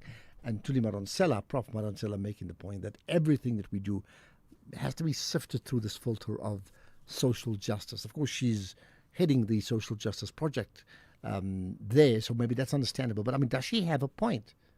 You can call in or WhatsApp as we get to the end of the show, 086 000 2032. That's calling in live. And then WhatsApp 0614 104 107. Good evening, Ashraf. This is Nati from Cape Town. Ashraf, these people are scared of General Mkhwanazi. Can you please play a clip of General Sibiya where he's saying Mr. Mkhwanazi sends them Tupac music? The way they are so scared of him, it makes them so, I don't know, paranoid or what. Thank you. Okay, that's one. And listen, there's more on those. I want to get through all of those. Here's another Safa one. Ashraf at Velos FM, listeners, good evening. My name is Tulani Nzima in Croydon. The fact that we have qualified, I think Bafana Safa have remedied the situation. They've ensured that we do. In December, we've got an African Cup of Nations that we're supposed to be playing next year. Just next year, we're supposed to be playing World Cup. Do we really want to be sitting down and talking about scenarios that are going to deject Bafana? No, I don't think we deserve that. Let us concentrate on going forward and ensuring that we do better as a team. Thank you. Well, we must. I think really going back to the Danny Jordan story, look, we don't exactly know what happened about the yellow card, but clearly somebody botched up. Now, it's not like nobody botches up anywhere in their work. I mean, we all do. I do as well, of course, right? The question is, what responsibility do they take, and have they learned about those processes so they don't botch it up again? That, I think, is really fundamental. Hi, Ashraf. This is Rowan phoning from Pretoria. The discussion about electric vehicles is always revolving around the drive system and the infrastructure for charging. We hear very little about the source of the electricity. I would like to hear more about that. How is South Africa going to charge electric cars with Eskom power? Okay, well, that conversation is gone for today, but I'm sure it's going to get picked up again next week. Hi, Ashraf, and to the South African public. I guess that most people are quite angry about what's been going on with the police and the judiciary and the MPA and all of this with the commissions. Look, we cannot go along with Senzo Mkhunu and Sherek Sibiya's insistence that the PKTT was a waste of money and totally unimportant. He basically relegated it to being almost nothing. As South Africans, I would hope the reason why we're so angry is that we realize that it's not nothing. If the people that are our mayors or our president, even anyone who's killed in the political realm, maybe they're good, and then they get replaced by somebody who's bad, and then that affects our lives. And this is what's been happening. And this is why drug dealers are taking over our cities, and all sorts of other evils are happening because of exactly this. We all know that it is important. It is very important, and we need to have a dedicated team ongoing that makes sure that our politicians do not get killed. If they're not investigating ones that have been killed, they need to be there to stop ones that might get killed. Well, I think it's what you're saying is like the most obvious thing in the world. And yet it happens, and something has to change around that. Here's another obvious one. So, Ashraf, I so love Butana. He's always fired up. Comes from Muzi, from Umlazi. Muzi, that's why I told him, Butana, I marked him absent for a while. Like, where's he been? I'm not saying he was called in every day, but yeah, I do agree with you. He has got energy, that guy. He's always got the energy, no matter what. Yeah, he should be a motivated football team for the World Cup, don't you think? Can you imagine him before the game at halftime? Yeah, man. Hello, Ashraf. Yes, it's Papi in Cape Town. Listening carefully the answer from the minister after receiving the message, the WhatsApp message from General Mkhwanazi. On my view, minister supposed to meet with General Mkhwanazi personally to ask him what is going on. If you are a chief, if you are a leader, so it shows. There is the problem between our leaders, misunderstanding. I'm a chief, I can't approach this person. Let's just pray, and hope things will be fine. Let's just pray. What else have you got but just pray? Good afternoon, Ashraf. Mr. Senzo Mchunu thought he was going to expose Mr. Mkhwanazi, only to find that he is exposing himself on that audio.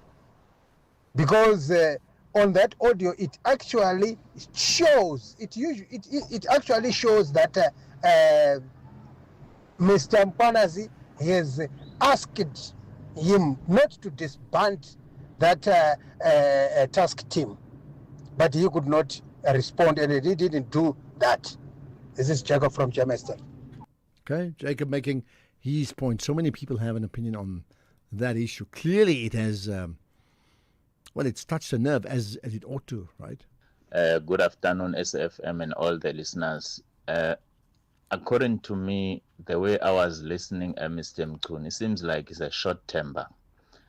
First, it doesn't want to answer proper, And also, I'm asking myself, what qualification Mr. Mchunu they have? Because I was trying to listen yesterday, I couldn't be able to hear. Most when you arrive there on that commission, seems like Mr. Mkhwanazi, there was addressing which qualifications they have, how many experience in the industry, all of those things. The reason why I'm asking this, because you see, ANC, if they will continue give people job because of comrade, even if they don't have qualification, they will face South Africa these consequences that we are facing now. Because clearly, if you don't have qualification, you don't know nothing about the job that you are working under. So to me, Mr. Mchunu, something big. That is my concern. Thank you. Something big is what you say. Okay. There's another one about cars. With regards to the repairing of electric cars, I do not understand why they want to get the universities involved with repairing electric cars. They should be focusing on FET colleges and artisans, mechanics. Don't need degrees for repairing electric cars. I'm tired of hearing always, every time, people talking about the universities. Us tradesmen also need some exposure. FET colleges needs more exposure. Come on, guys. I'm sick of these university degree people. Look where the country is. This country needs tradesmen, not degreed people. Thank you. Well, you've stated your case on behalf of the artisans and the tradesmen, right? What about SAFA, man? Well, let's get to that. Yep. Listeners, Jethro Kronstadt. I think the issue of SAFA, about the points that were talked, I believe it is wrong that a disciplinary issue is being handled through excitement. One of the callers asked the question, what if we had not qualified? So out of excitement, you are putting an issue aside. It's going to repeat itself. Thank you. Well, that is why I think the processes are really important. Seems pretty obvious to me. Here's another, Ashraf, someone saying, what a mess with these leaders, no matter what the category. Okay, points taken there, and here's another. Good afternoon, Ashraf. Ashraf, listening to ad hoc committee today, I've learned that the ministers have been given the power to implement everything that they need to do. Like when Mkhunu says he told the president later after he has decided to disband PKTT. This is Matebola. Okay, it's amazing how, and I said this the other day, people follow these hearings with great interest. I wonder why they call it ad hoc committee. I probably could have found a better word for that, isn't it? Good afternoon, Ashraf Marubo Mahige. Let me move a little bit from this committee and Bomadlanga and all that. I like the way you are saying isiZulu, isiXhosa. I've been listening to you for quite some times. Because I always say to people, you cannot say to somebody, I'm a Tswana, like I'm in Mahikeng, ke Motswana, ke Mosotho. You can say that. I love the way you are saying it. This is Ulisiko. Thank you very much for that, man. And I think people should learn to say that. I am a Mopedi, I am a Mosotho. Thank you very much, Ashraf. Thank you. Well, thank you. Hey, listen, we all try and we all need to try and understand each other's cultures and the way we do things and express. So, I mean, your call is in many ways a reminder of what we can and can't do, right? Here's another. Good afternoon, Ashraf and the SAFM listeners. This is Alfred Kamed Bizana in the Eastern Cape Province. Ashraf, to me, Senzo Mchunu is guilty for admitting that he signed that letter and he wrote that letter to disband the political task team. To me, he is guilty. Thank you, Ashraf and the SAFM listener. Oh, that's it. Guilty. Pronounced already. Okay. Hi, good afternoon, SFM and all the listeners. You know, according to me, while I was listening this clip, I couldn't hear something wrong that Mr. Mkhwanazi is saying. It's just that I noticed Mr. Mchunu. He's very scared about Mr. Mkhwanazi. I don't know why, but I can see he's shaking. Yeah, maybe he's the one who can tell us why he was so scared. Because according to me, I don't see nothing wrong on that clip. Yeah, it's just conversation. It's a normal conversation. And Mr. Mchunu, they must supposed to answer the question, not just ronda, like must answer the question, because that guy there in the parliament is asking nicely, but doesn't want to answer. Instead, they have anger and short temper. That is my concern from Cape Town. Thank you. I wonder, just for, in terms of maybe the two key players, Mchunu and Mkhwanazi, just on this last week alone, have they gone up in your estimation or gone down? I'm talking both of them. I'd love to know what you think. Good afternoon, Ashraf. I dipped in and out of that, the proceedings before the ad hoc committee in Parliament. So I don't know if Mchunu eventually located what he was looking for in that audio clip. Did he eventually get what he was looking for? Somebody help me there, please. Matiba, thank you. Just the last thing as we end up, I was looking at a tweet from Sherwin Bryce Pease, right, SABC's reporter in the USA, and he's posted something about the ratings from the Hanley Business School about passports, the value of the passport, which one has got the most value. The number one is Singapore, and South Africa is sitting around 46. Hope I got that right, somewhere in the mid-table. 46, Singapore, number one, most value in the world in terms of the currency that passport can buy you. Okay, think about all of that for the weekend. Thanks for joining us. Great to have you with us on the show today. No fireside chat, unfortunately. We'll do that tomorrow, but next week. But we had more time to talk to you for a change. So that was the upside of all of that for you today. So have a fab weekend. Catch the podcast. We'll do it again on Monday. But Greg has got work. It's the 6 o'clock news.